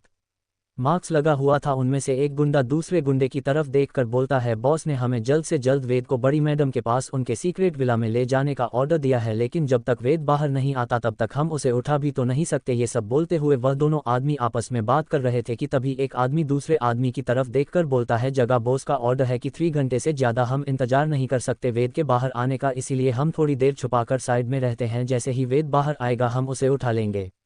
इधर बाहर गुंडे आपस में वेद को कैसे किडनैप करना है इस बारे में डिस्कस कर रहे थे और अंदर वेद अंजलि के रूम में पहुंचता है और जैसे ही वह अंजलि के रूम का दरवाजा ओपन करता है तो अंजलि का रूम बिल्कुल क्लीन था और अंजलि के रूम में इंटर होते ही वेद चारों तरफ अपनी नज़र घूमर अंजलि की तस्वीरों को देखा है तो उसकी आंखों में आंसू आ जाते हैं और वह अंजलि की तस्वीर के पास जाकर अंजलि की एक तस्वीर को अपने हाथों में लेते हुए कसकर अपने सीने से लगा लेता है और जोर जोर से रोते हुए बोलता है, कहाँ है छोटी, क्यों दे रही है मुझे इतनी बड़ी सजा, आखिर मेरी गलती क्या थी, सारी गलती तो माँ की थी जिसने कभी तुझे सीने से लगाकर प्यार ही नहीं किया। अगर माँ तुझ में और विशाखा में फर्क ना करती तो कभी भी तू इस घर से बाहर न जाती और तेरी भी तो कुछ गलतियां थी, अगर तू अपने गुस्से को कंट्रोल रखती और विशाखा को इतनी बार हट ना करती तो शायद मैं भी तेरा साथ देता, लेकिन मैं क्या करता। उसे वक्त सारे सबूत तेरे खिलाफ थे जो ये साफ बयां कर रहे थे कि तूने हमेशा विशाखा को हट करने की कोशिश की है और बेचारी विशाखा तुझे बचाने के लिए हमेशा माँ के आगे हाथ जोड़ती रही। लेकिन माँ का गुस्सा कभी कम ही नहीं हुआ। समय के साथ साथ तेरी नफरत विशाखा के लिए बढ़ती गई और माँ का गुस्सा भी तेरे लिए बढ़ता गया। लेकिन मैं तो तुम दोनों में फंस चुका था। मैं तुझे प्यार करता हूँ अंजलि, जब से तू गई है पागलों की तरह तुझे ढूंढ रहा हूँ। आज छोटी वापस, आज माफ कर दे अपने इस भाई को और सजा मत दे। ये सब बोलते हुए वेद अंजलि की तस्वीर को अपने सीने से लगाकर रो रहा था। दूसरी तरफ इसी तरह 1-1.5 घंटा बीत जाता है कि तभी वेद खुद को संभालता है और अपनी आंखों से आंसू साफ कर अंजलि की तस्वीर को उसकी जगह रखकर उसे कमरे को अच्छे से एक नज़र देखकर अच्छे से बंद कर उसे कमरे से बाहर निकल जाता है। और उसे कमरे से बाहर निकलते ही वेद अपना मोबाइल अपनी जेब से निकलते हुए विशाखा को कॉल करता है। दूसरी तरफ विशाखा जो मॉल में पहुंच चुकी थी और इस वक्त उसके चेहरे पर शैतानी मुस्कुराहट थी कि तभी जैसे ही वो प्रीति के साथ मॉल में इंटर करती है कि तभी उसके फ़ोन की रिंग उसे सुनाई देती है। पहले तो विशाखा फ़ोन की रिंग सुनकर गुस्से में बोलती है पता नहीं कौन आ गया मौके पर फ़ोन करने वाला। ये सब बोलते हुए विशाखा जैसे ही मोबाइल स्क्रीन पर वेद का नंबर देखी है तो मुस्कुराते हुए फ़ोन उठाती है और अपनी मीठी आवाज़ में बोलती है यश भाई बोलिए इधर। वेद विशाखा की इतनी मीठी आवाज़ सुनकर विशाखा से बोलता है कहाँ पर है छोटी। इधर विशाखा अपने भाई की बात सुनकर अपनी आवाज़ में मिठास बोले हुए बोलती है भाई मैं माल आई हुई हूँ प्रीति के साथ। इधर वेद जैसे ही विशाखा की बात सुनता है तो बिना कुछ बोल ही फ़ोन कट कर देता है और कसकर अपनी आंखें बंद कर बोलता है पापा आपने अच्छा नहीं किया। आप धीरज की और विशाखा की शादी करवा कर अच्छा नहीं कर रहे हो। धीरज अच्छा लड़का नहीं है पापा। आखिर आप कब समझोगे इस बात को। जो लड़का अपने फ़ोन से के होते हुए दूसरों के साथ और अपने रंगीन करता है उसे लड़के के साथ आप मेरी बहन की शादी करवा कर ठीक नहीं कर रहे हो। लेकिन मैं आपका डिसीजन को कैसे बदलूं, मैं ये बात खुद नहीं जानता। और विशाखा तो वैसे ही धीरज के प्यार में आंधी हो चुकी है, उसके सामने सच है लेकिन वह उसे जानना नहीं चाहती। ये सब मन में बोलते हुए ही वेद अपने मोबाइल पर अपनी पकड़ मजबूत करते हुए अपने मोबाइल को फिर से जेब में डाल लेता है और लिविंग हॉल में नीचे आता है और वहां पर की स्टैंड से अपने घर की चाबी लेकर कुछ सोचते हुए ही अपने विलास से बाहर निकल जाता है। दूसरी तरफ बाहर जो पहले से ही जगह के आदमी वेद का इंतजार कर रहे थे, जैसे ही उन्हें एहसास होता है कि वेद विला से बाहर आने वाला है तो वह लोग चौकन्ना हो जाते हैं। और जैसे ही वेद अपनी गाड़ी लेकर अपने विला से बाहर निकलता है तो वह लोग भी अपनी आपकी व्हीकल को लेकर वेद के पीछे पड़ जाते हैं। इधर वेद के दिमाग में सिर्फ अंजलि और अपने परिवार के बारे में ख्याल चल रहे थे, इस बात से अनजान कि वेद के पीछे इस वक्त कौन लगा हुआ है उसे कोई ध्यान नहीं था। इधर वेद की आंखों के सामने मासूम अंजलि का चेहरा आता तो कभी अपनी मां का जिसने पल भर में उसके पिता का यकीन तोड़कर पूरे घर की इज्जत को मिट्टी में मिला दिया था। इधर वेद इन्हीं सब चीज़ों के बारे में सोते हुए ही अपनी गाड़ी चला रहा था कि तभी एक तेज टक्कर वेद की गाड़ी को लगती है तो वेद की गाड़ी का बैलेंस बिगड़ जाता है और वेद की गाड़ी जाकर सीधा दूर डिवाइडर से टकरा जाती है। इधर वेद की गाड़ी जैसे ही डिवाइडर से टकराती है तो वेद का कर सीधा स्टीयरिंग व्हील पर जाकर लगता है, जिससे वेद का सर स्टीयरिंग पर लगता ही वेद के माथे से खून निकल जाता है और देखते ही देखते वेद वहीं पर बेहोश हो जाता है। इधर वेद की गाड़ी को दूर से देखते हुए ही वह लोग गुंडे जोर जोर से हंसते हुए अपनी गाड़ी का डोर ओपन कर बाहर निकलते हैं और वेद की गाड़ी को डिवाइडर में थूक देखकर एक दूसरे को इशारा करते हैं। और जैसे ही वेद की गाड़ी के करीब पहुंचते हैं तो वेद को बेहोश देखकर वह लोग वेद को उसकी गाड़ी से बाहर निकाल लेते हैं और अपनी गाड़ी में डालकर वेद को वहां से लेकर निकल जाते हैं। इधर जितने भी लोग वेद की गाड़ी का एक्सीडेंट देखकर वहां पर इकट्ठे हुए थे, जैसे ही वह लोग वेद को उसकी गाड़ी से निकलने के लिए एम्बुलेंस को कॉल करने वाले थे कि जैसे ही वह लोग गुंडों को वेद की गाड़ी के पास देखते हैं तो वह लोग डरकर दूर हट जाते हैं। इधर वेद को पल भर में वह गुंडे अपने साथ लेकर वहां से गायब हो जाते हैं और पब्लिक जो वहां पर इकट्ठी हुई थी वह ये नज़ारा देखकर वीडियो बना लेती है। दूसरी तरफ वेद को उठाने के बाद जगह का खास आदमी जगह को कॉल करके बोलता है बोस वेद सर को हमने उठा लिया है। दूसरी तरफ जगह अपने अड्डे पर बैठा हुआ अपने आदमी की बात सुनकर मुस्कुराते हुए बोलता है अच्छा तो एक काम करो, निखिल सर के एड्रेस पर वेद को छोड़कर आ जाओ और वहां पर 4 आदमी वेद को कंट्रोल करने के लिए उसे विला में छोड़कर आ जाना, बस का हुक्म है। इतना बोलकर जगह कॉल कट कर देता है और इधर जगह के आदमी एक नज़र वेद को देखकर अपने मोबाइल पर सेंड हुई लोकेशन को देखते हुए अपनी गाड़ी की स्पीड बढ़ा देते हैं। दूसरी तरफ मॉल में आराध्या इस वक्त मॉल में एक कैंडी शॉप पर खड़ी थी और कैंडीज खरीद रही थी कि तभी वहां पर आराध्या उन कैंडीज को देखते हुए कैंडी शॉप के मैनेजर से बोलते हैं आप एक कम कीजिए, थोड़ी थोड़ी कैंडी साड़ी पैक कर दीजिए। आराध्या अभी इतना बोल ही रही थी कि तभी आराध्या के कानों में एक आवाज़ पड़ती है प्रीति देखो तो सही, एक छोटी सी बच्ची बच्चों जैसी हरकतें कर कैंडी ले रही है, जिसका शरीर तो मैच्योर लड़की की तरह है लेकिन दिमाग बिल्कुल छोटे बच्चों की तरह। ये सब बोलते हुए विशाखा प्रीति के साथ बात करते हुए उसे कैंडी शॉप में इंटर कर रही थी। इधर प्रीति विशाखा की बात सुनकर टेढ़ा मुस्कुराते हुए बोलती है हाँ विशाखा, कुछ लोग शरीर से तो बड़े हो जाते हैं लेकिन उनका दिमाग तो बिल्कुल गधे से भी गया गुजरा होता है। इधर प्रीति की बात सुनकर और विशाखा की बात सुनकर आराध्या जैसे ही अपने सामने विशाखा को देखती हैं तो उसकी आंखें कुछ पल के लिए विशाखा पर ठहर जाती है। आराध्या को खुद की तरफ ध्यान करता देख विशाखा एकदम से अपने कदम आराध्या के करीब करती है तो आराध्या की आंखें भी कुछ पलों में ठंडी हो जाती है विशाखा को देखकर। इधर विशाखा आराध्या की आंखों में खुद के लिए ठंडापन देखकर अपने चेहरे पर डेविल स्माइल लाते हुए बोलती है, क्या हुआ गुड़िया रानी, मुझे यहाँ देखकर तुम्हें खुशी नहीं हुई? आखिर में भी तो तुम्हारी बड़ी बहन हूँ। इधर विशाखा की बात सुनकर आराध्या गुस्से में बोलती है, शट अप, ना ही तो तुम मेरी आज कुछ लगती थी और ना ही चल और तुम मेरी बहन ना ही कभी कल बनने के लायक थी ना कभी आज को ये सब बोलते हो। आराध्या गुस्से में ही उसे कैंडी शॉप से जैसे ही बाहर जाने लगती है तो विशाखा एकदम से आराध्या की कलाई पकड़ लेती है और उसे मोड़ते हुए गुस्से में बोलती है, क्या कहा तूने, क्या बकवास की है तूने? मेरे आगे से तेरे ज्यादा ही पर निकल आए हैं ना, तेरी जुबान ज्यादा ही चलने लग गई है। काफी समय हो गया मैंने तुझे अच्छे से तमीज से बात करना नहीं सिखाया। सब बोलते हुए आराध्या का हाथ विशाखा जोर से मोड़ रही थी। इधर आराध्या जिसका हाथ विशाखा ने इतना जोर से पकड़ा था कि आराध्या की आंखों में आंसू आ जाते हैं और वह अपना हाथ विशाखा से छुड़ाते हुए बोलती है, छोड़ मुझे बदतमीज, छोड़ मुझे। बहुत सहेली में तेरी बदतमीजी, पहले मैं अंजलि दीदी के कारण चुपचाप तेरी बदतमीजियां सहती थी, लेकिन अब नहीं, अब कभी नहीं। ये सब बोलते हुए आराध्या अपना हाथ विशाखा से चुदाने लगती है तो आराध्या के इस तरह हिलने डुलने से विशाखा का बैलेंस बिगड़ है और विशाखा आराध्या के ज्यादा धक्का मुक्की करने से विशाखा 4 कदम आराध्या से पीछे हो जाती है, लेकिन फिर भी विशाखा आराध्या का हाथ नहीं छोड़ता। तभी वहां पर प्रीति एकदम से आराध्या के करीब आती है और खींचकर आराध्या के गालों पर थप्पड़ मारते हुए बोलती है, ये क्या बदतमीजी कर रही हो तुम हमारे साथ, तुम्हें इतना नहीं पता कि विशाखा तुम्हारी बड़ी बहन है? ये सब बोलते हुए प्रीति एकदम से आराध्या के गालों को पकड़ लेती है। इधर आराध्या के गालों पर जैसे ही प्रीति थप्पड़ मारती है तो प्रीति की 5 उंगलियों के निशान आराध्या के गालों पर छप जाते हैं और आराध्या की आंखों से आंसू उसके गालों पर आ जाते हैं। इधर शॉप ओनर जो अपने सामने एक मासूम लड़की को इस तरह 2 लड़कियों को परेशान करता देखता है तो गुस्से में बोलता है, ये क्या बदतमीजी है मैडम, आप हमारे कस्टमर के साथ यह बदतमीजी नहीं कर सकती निकली है यहाँ से। इधर मैनेजर इतना बोला ही था कि विशाखा गुस्से में मैनेजर की तरफ देखकर बोलती है, शट अप, यह जो तुम्हारी शॉप है ना, इसे बर्बाद करने में मुझे 5 मिनट भी नहीं लगेंगे, इसलिए चुपचाप वहां पर खड़े हो जाओ। इतना बोलते विशाखा एक ठंडी नज़र से मैनेजर को देखते हैं तो मैनेजर डरकर आराध्या के चेहरे को देखकर विशाखा की तरफ देखकर थोड़ी दूरी पर खड़ा हो जाता है। आराध्या अपनी आंखों में आंसू लाते हुए विशाखा और प्रीति की तरफ देखकर बोलती है, तुम दोनों कल भी बदतमीज थी, घटिया थी और आज भी हो। पैसा और पावर होने से कोई अच्छा इंसान नहीं बन जाता और तुम विशाखा, तुम तो इतनी गिरी हुई लड़की हो ना कि तुम जैसी लड़की से तो कोई राह चलता भिखारी भी इज्जत के लायक है, तुम तो उतनी भी इज्जत के लायक नहीं हो। इधर आराध्या की बात सुनकर विशाखा का गुस्सा और बढ़ जाता है और वह आराध्या को खींचते हुए बालों से पकड़ लेती है और उसे प्रीति की तरफ देखकर इशारा करती है तो प्रीति आराध्या को धक्का देते हुए विशाखा के साथ उसे कैंडी शॉप से बाहर ले जाने लग जाती है। इधर आराध्या खुद को छुड़ाने की बहुत कोशिश करती है लेकिन आराध्या दिखने में बहुत पतली और मासूम थी जिसे लड़ाई झगड़ा करना ही नहीं आता था। इधर विशाखा और प्रीति पहले ही इन चीज़ों में माहिर थी और हमारी भोली भाली आराध्या तो सिर्फ थोड़ी सी ही दुनियादारी जानती थी। इधर आराध्या को विशाखा और प्रीति जलील करते हुए घड़ीसकर उसे कैंडी शॉप से बाहर लेकर ही जा रहे थे कि तभी आराध्या खुद को छुड़ाते हुए विशाखा और प्रीति को धक्का दे रही थी, लेकिन अकेली आराध्या उन दोनों के काबू में आ चुकी थी और उसकी आंखों से आंसू भी बह रहे थे। इधर अंजलि के बॉडीगार्ड पहले ही जो अंजलि ने आराध्या को प्रोटेक्ट करने के लिए भेजे थे वह जगह के आदमियों ने उठा लिए थे। इधर आराध्या आसपास अपने बॉडीगार्ड को देख रही थी लेकिन उसे कोई बॉडीगार्ड नजर नहीं आता कि तभी आराध्या की हरकत को नोटिस करते हुए विशाखा जोर जोर से हंसते हुए बोलती है, क्या हुआ, बॉडीगार्ड को ढूंढ रही हो? वह तो बेचारे खुद तुमसे भी बुरी हालत में पड़े हैं कहीं। ये सब बोलते हुए विशाखा जोर जोर से हंसती है और आराध्या को बालों से खींचती हुई 3rd फ्लोर से नीचे के फ्लोर तक ले जाने लगती है और इस वक्त प्रीति के हाथ में आराध्या का पर्स था और उसका फोन भी प्रीति ने स्विच ऑफ कर प्रीति ने आराध्या के पर्स में डाल दिया था। इधर आराध्या को जबरदस्ती प्रीति और विशाखा 2nd फ्लोर पर ले आए थे। इधर आराध्या को जबरदस्ती अपने साथ विशाखा और प्रीति 2nd फ्लोर पर लेकर आते हैं जहां पर बहुत बड़े लेडीज वॉशरूम बने हुए थे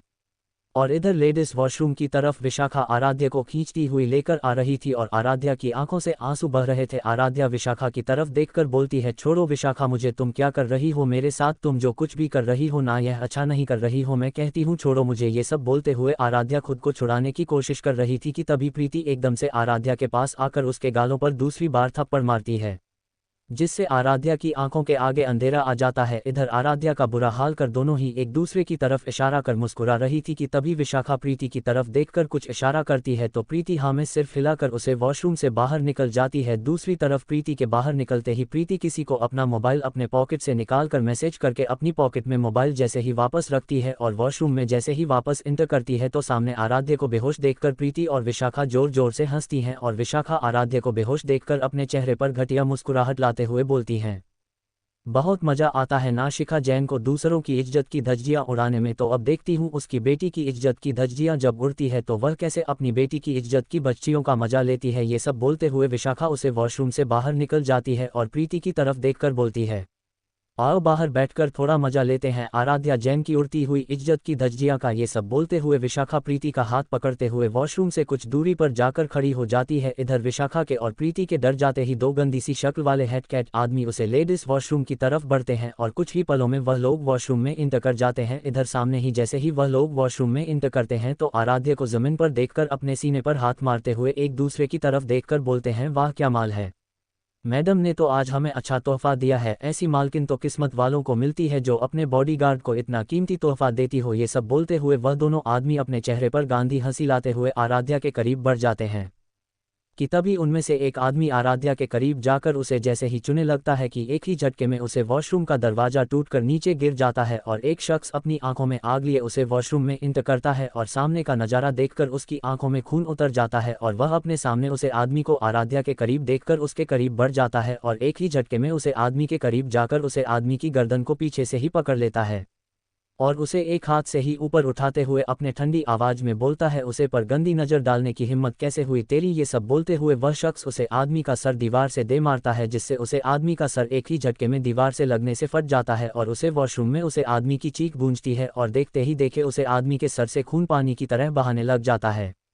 उधर दूसरा आदमी अपने दोस्त की ये हालत देखकर उसे आदमी को जैसे ही आगे बढ़कर करने लगता है कि तभी वह शख्स उसे आदमी को जमीन पर फेंककर उसे आदमी के करीब बढ़ता है और उसे आदमी का गला पड़ते हुए उसे आदमी को ठंडी आवाज में बोलता है, तेरी हिम्मत कैसे हुई इस पर नजर डालने की। यह सब बोलते हुए वह शख्स उसे आदमी के गले को एकदम से दबाकर वहीं पर उसकी गर्दन को मोड़ देता है और उसी पल उसे आदमी की मौत वहीं पर हो जाती है। इधर वह शख्स अपनी ठंडी आंखों से आराध्या को जमीन पर देखकर एकदम से आराध्या के करीब जाता है और उसके गालों को छूते हुए अपनी ठंडी आवाज में बोलता है, सॉरी प्रिंसेस आने में देर हो गई। इतना बोलकर वो शख्स आराध्या को एक ही झटके में अपनी गोद में उठा लेता है और एक नज़र उसे वॉशरूम को देखकर उसे वॉशरूम से बाहर निकलता है और दूसरी तरफ जैसे ही वह बाहर निकलता है तो सामने उसे विशाखा और प्रीति नजर आती हैं जिन्हें इस आदमी के बॉडीगार्ड ने पकड़ रखा था। इधर विशाखा खुद को छुड़ाते हुए ऑन बॉडीगार्ड की तरफ देखकर फिर अपने सामने वाले शख्स की तरफ देखकर बोलते हैं, कौन हो तुम, मैं तुम्हारा क्या बिगाड़ा है, अपने आदमियों से बोलो मुझे छोड़ दे वरना तुम्हारे साथ अच्छा नहीं होगा, तुम नहीं जानते मैं कौन हूँ। इधर विशाखा की बात सुनकर वह शख्स एकदम से अपने कदम विशाखा की तरफ बढ़ा देता है और आराध्या को अपने गोद में लिए हुए ही अपनी ठंडी आवाज में बोलता है, लगता है तुझे दूसरों की इज्जत की धज्जियां उड़ने का बहुत शौक है, क्यों ना आज मैं तेरी इज्जत की धज्जियां उड़वा दूं। ये सब बोलते हुए वह शख्स अपनी ठंडी आवाज में अपने बॉडीगार्ड से बोलता है, नंगी कर दो इसे। इधर आराध्या जो उसे आदमी की गोद में बेहोश थी वह शख्स आराध्या की तरफ देखकर बोलता है, प्रिंसेस अभी तुम्हारा कुछ देश सोना ही ठीक है, बोलकर वह अपने एक हाथ से आराध्या को गोद में लिए हुई आराध्या की एक नस दबा देता है और आराध्या जो पहले ही बेहोशी की हालत में थी वह प्रॉपर बेहोश हो जाती है। इधर वह शख्स अपने आदमियों की तरफ देखकर बोलता है, उतार दो इसके कपड़े। इधर विशाखा जैसे ही उसे आदमी की बात सुनती है तो चीखने चिल्लाने लग जाती है कि तभी वह शख्स आराध्या को अपनी गोद में लिए हुए ही एकदम से विशाखा के करीब जाता है और अपने हाथ की मुट्ठी बनाते हुए अपने हाथ को एकदम से खोल देता है और खींचकर विशाखा के गाल पर थप्पड़ मारता है जिससे विशाखा का सर एक ही थप्पड़ में घूम जाता है और वह शख्स आराध्या को संभालते हुए विशाखा की तरफ देखकर बोलता है, आज तेरा वह हाल होगा जो तेरा बाप खुद की इज्जत का ढिंढोरा पिता है, ना उसकी खुद की इज्जत की धज्जियां उड़ेंगी। ये सब बोलते हुए वह शख्स आंखों से अपने गार्डों को इशारा करता है तो दो गार्ड्स आगे जाकर विशाखा की वन पीस ड्रेस को एकदम से फाड़ देते हैं जिससे विशाखा की चीख पूरे मॉल में सबको सुनाई देती है। इधर विशाखा सीख रही थी कि तभी काफी सारे लोग उन बॉडीगार्ड्स की तरफ देखकर बोलते हैं, ये तुम लोग क्या कर रहे हो, छोड़ो एक लड़की को आप इस तरह नंगा नहीं कर सकते। मॉल में खड़े लोग जैसे ही यह बोलते हैं कि तभी उनका ध्यान अपने सामने खड़े शख्स पर जाता है जिसकी नीली आंखें देखकर सभी की जुबान उनके गले में ही रह जाती है और इधर विशाखा रोते हुए सिखाते हुए बोलती है, प्लीज जाने दो मुझे, मत करो ये सब मेरे साथ। इधर विशाखा अभी रो रो कर खुद को छुड़ा रही थी कि तभी दूसरा बॉडीगार्ड एकदम से विशाखा के करीब आता है और विशाखा की ब्रा की स्टेप भी एकदम से तीखे नुकीले ब्लेड से काट देता है और एक ही झटके में विशाखा सबके सामने बिना कपड़ों के सबको नजर आती है। कुछ लोग तो विशाखा को नंगा देखकर अपनी आंखों पर हाथ रख लेते हैं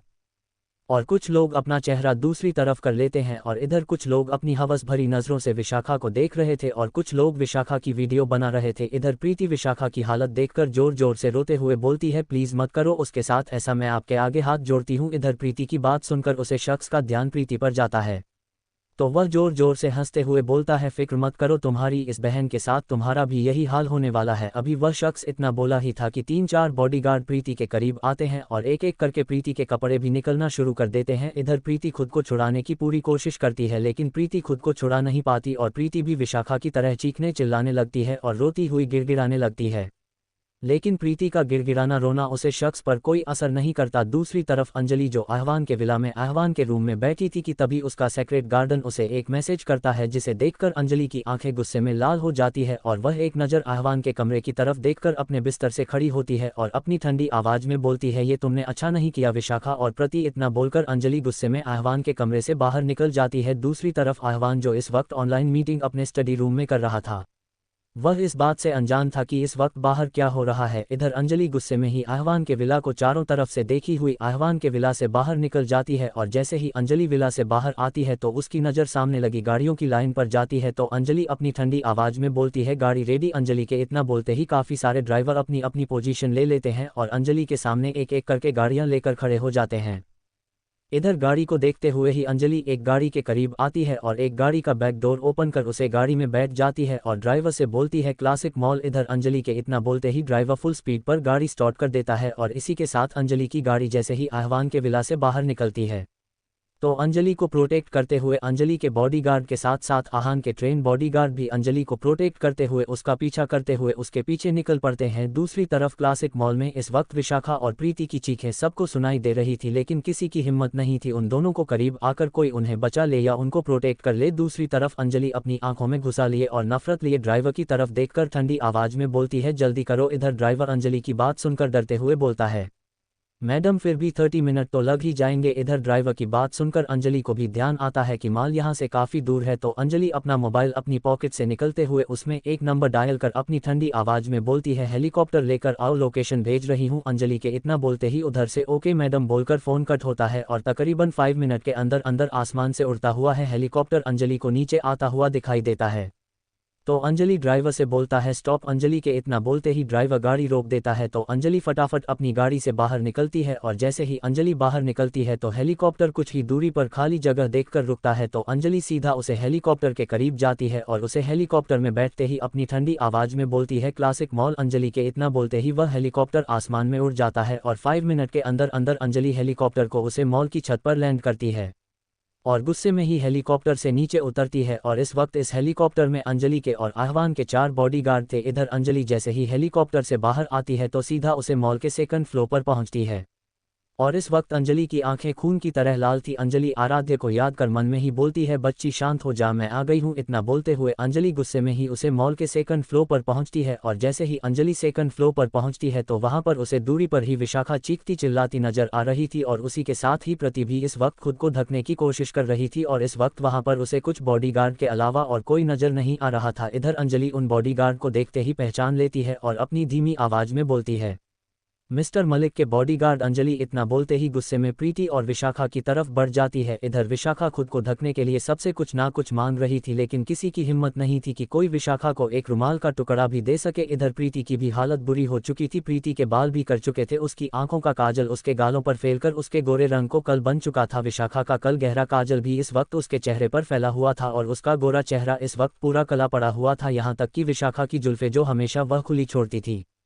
अब वह आंसुओं से भीकर उसके गालों पर चिपकी हुई थी। इधर विशाखा और प्रीति की इस हालत को देखते हुए अंजलि की पलकें एक बार भी नहीं झपकती और वह अपने बॉडीगार्ड के साथ एकदम से प्रीति और विशाखा के सामने आ जाती है। इधर विशाखा अपने सामने किसी को देखकर जैसे ही उम्मीद से उसकी तरफ देखने लगती है तो उसकी आंखें आंसुओं के साथ साथ गुस्से से लाल हो जाती हैं और वह गुस्से में बोलते हैं, कौन हो तुम? क्या तुम भी मेरी वीडियो बनाने के लिए आगे आई हो? तो मैं शर्म नहीं आती एक लड़की होकर एक लड़की की वीडियो बनाने उसके सामने आई हो? अभी विशाखा इतना बोली थी कि अंजलि एकदम से विशाखा के करीब झुकती है और गुस्से में विशाखा के जबड़े को पकड़ते हुए खींचकर एक थप्पड़ विशाखा के गाल पर मरती है और इसी तरह अंजलि एक एक कर विशाखा के गालों पर लगातार थप्पड़ों की बारिश कर देती है और इधर विशाखा लगातार अंजलि के हाथ से थप्पड़ खाते हुए ही बेहोशी की हालत में पहुंचने की कगार पर आ जाती है। इधर प्रीति विशाखा की इस हालत को देखते हुए डर से कम रही थी कि तभी अंजलि प्रीति की तरफ कुछ कदम बढ़ाती कि प्रति अंजलि के ठंडे ऑरा को महसूस कर वहीं पर बेहोश हो जाती है। इधर अंजलि का गुस्सा हद से ज्यादा बढ़ चुका था और इस वक्त अंजलि प्रीति और विशाखा को सजा देने का मन बना चुकी थी। दूसरी तरफ रेहान अपनी गाड़ी की बैक सीट पर बैठा हुआ था और इस वक्त आराध्या उसकी गोद में थी। आराध्या को अपनी गोद में लिए हुए ही रहन आराध्य को अपने सीने से लगा लेता है और उसके माथे पर किसकर बोलता है, सॉरी प्रिंसेस, आने में बस कुछ ही देर हुई थी, लेकिन फिक्र मत, अब दोबारा मैं तुम पर कोई आंच नहीं आने दूंगा और ना ही उन लोगों की इतनी हिम्मत होगी कि वह तुम तक पहुंच जाए। ये सब बोलते हुए रेहान की आंखें एकदम नीली हो गई थी और इधर रेहान की आवाज़ भी इस वक्त बर्फ की तरह ठंडी थी। दूसरी तरफ शिवम, जिसे पता चल चुका था कि उसकी बहन मॉल में पहुंच चुकी है, तो शिवम भी खुद की बहन को संभालने के लिए मॉल की तरफ बढ़ चुका था। दूसरी तरफ खन्ना विला में निखिल इस वक्त गुस्से में पागल हो रहा था और गुस्से में ही वह अपने विल से बाहर निकलते हुए अपना मोबाइल उठाता है और जग्गा को कॉल कर बोलता है, जग्गा, जितने भी अपने आदमी हैं उन्हें ऑर्डर दे दो कि जल्द से जल्द क्वीन को उठा ले, क्योंकि अब मैं उसे अंजलि को छोड़ने वाला नहीं हूँ। उसने मेरी बच्ची की इज्जत की धज्जियां उड़ाई है, अब मैं उसे नहीं छोड़ूंगा, मेरी मासूम बच्ची की जिंदगी खराब कर दी है। ये सब बोलते हुए निखिल गुस्से में अपने विल से बाहर निकल रहा था। दूसरी तरफ जग्गा अपने बॉस का ऑर्डर मिलते ही गुस्से में अपने आदमियों को क्लासिक माल पहुंचाने का ऑर्डर देता है और खुद भी अपने आदमियों के साथ एक बड़ी सी जीप में बैठ जाता है। दूसरी तरफ निखिल अपने चेहरे पर नफरत और गुस्सा लिए माल की तरफ निकल चुका था। तो दोस्तों, क्या लगता है आपको, क्या होगा आज निखिल और अंजलि का आमना सामना क्या करेगी अब अंजलि विशाखा और प्रीति के साथ? क्या रेहान का गुस्सा शांत होगा? विशाखा और प्रीति को इतनी सी सजा देने से कहां पर है वेद, कहां पर लेकर गए हैं जगह के आदमी वेद को? क्या वेद जान पाएगा विशाखा की असली हकीकत और असली पहचान के बारे में? क्या वेद के सामने आएगा विशाखा का असली चेहरा? क्या करेगा अब मित्तल परिवार जब उन्हें पता चलेगा कि उनकी एक लाडली बेटी की इज्जत की धज्जियां उड़ चुकी है? होगा जब दीपक जी को पता चलेगा विशाखा के साथ जो कुछ माल में हुआ है उसे बारे में जानकर? तो दोस्तों, क्या होगा जब आह्वान को पता चलेगा विशाखा और प्रीति की हरकत के बारे में? तो दोस्तों, क्या लगता है आपको? ये तो अब आपको आगे आने वाले एपिसोड में ही पता चलेगा। तो दोस्तों, अगर कहानी अच्छी लग रही है तो लाइक कमेंट शेयर जरूर करना। हर हर महादेव। और उम्मीद है कहानी का पार्ट 6 आपको पसंद आया होगा। अगर आप इस सफ़ा को आगे देखना चाहते हैं तो चैनल को फॉलो करें। अगला पार्ट जल्द ही आएगा। तब तक के लिए धन्यवाद और अपना ख्याल रखिए।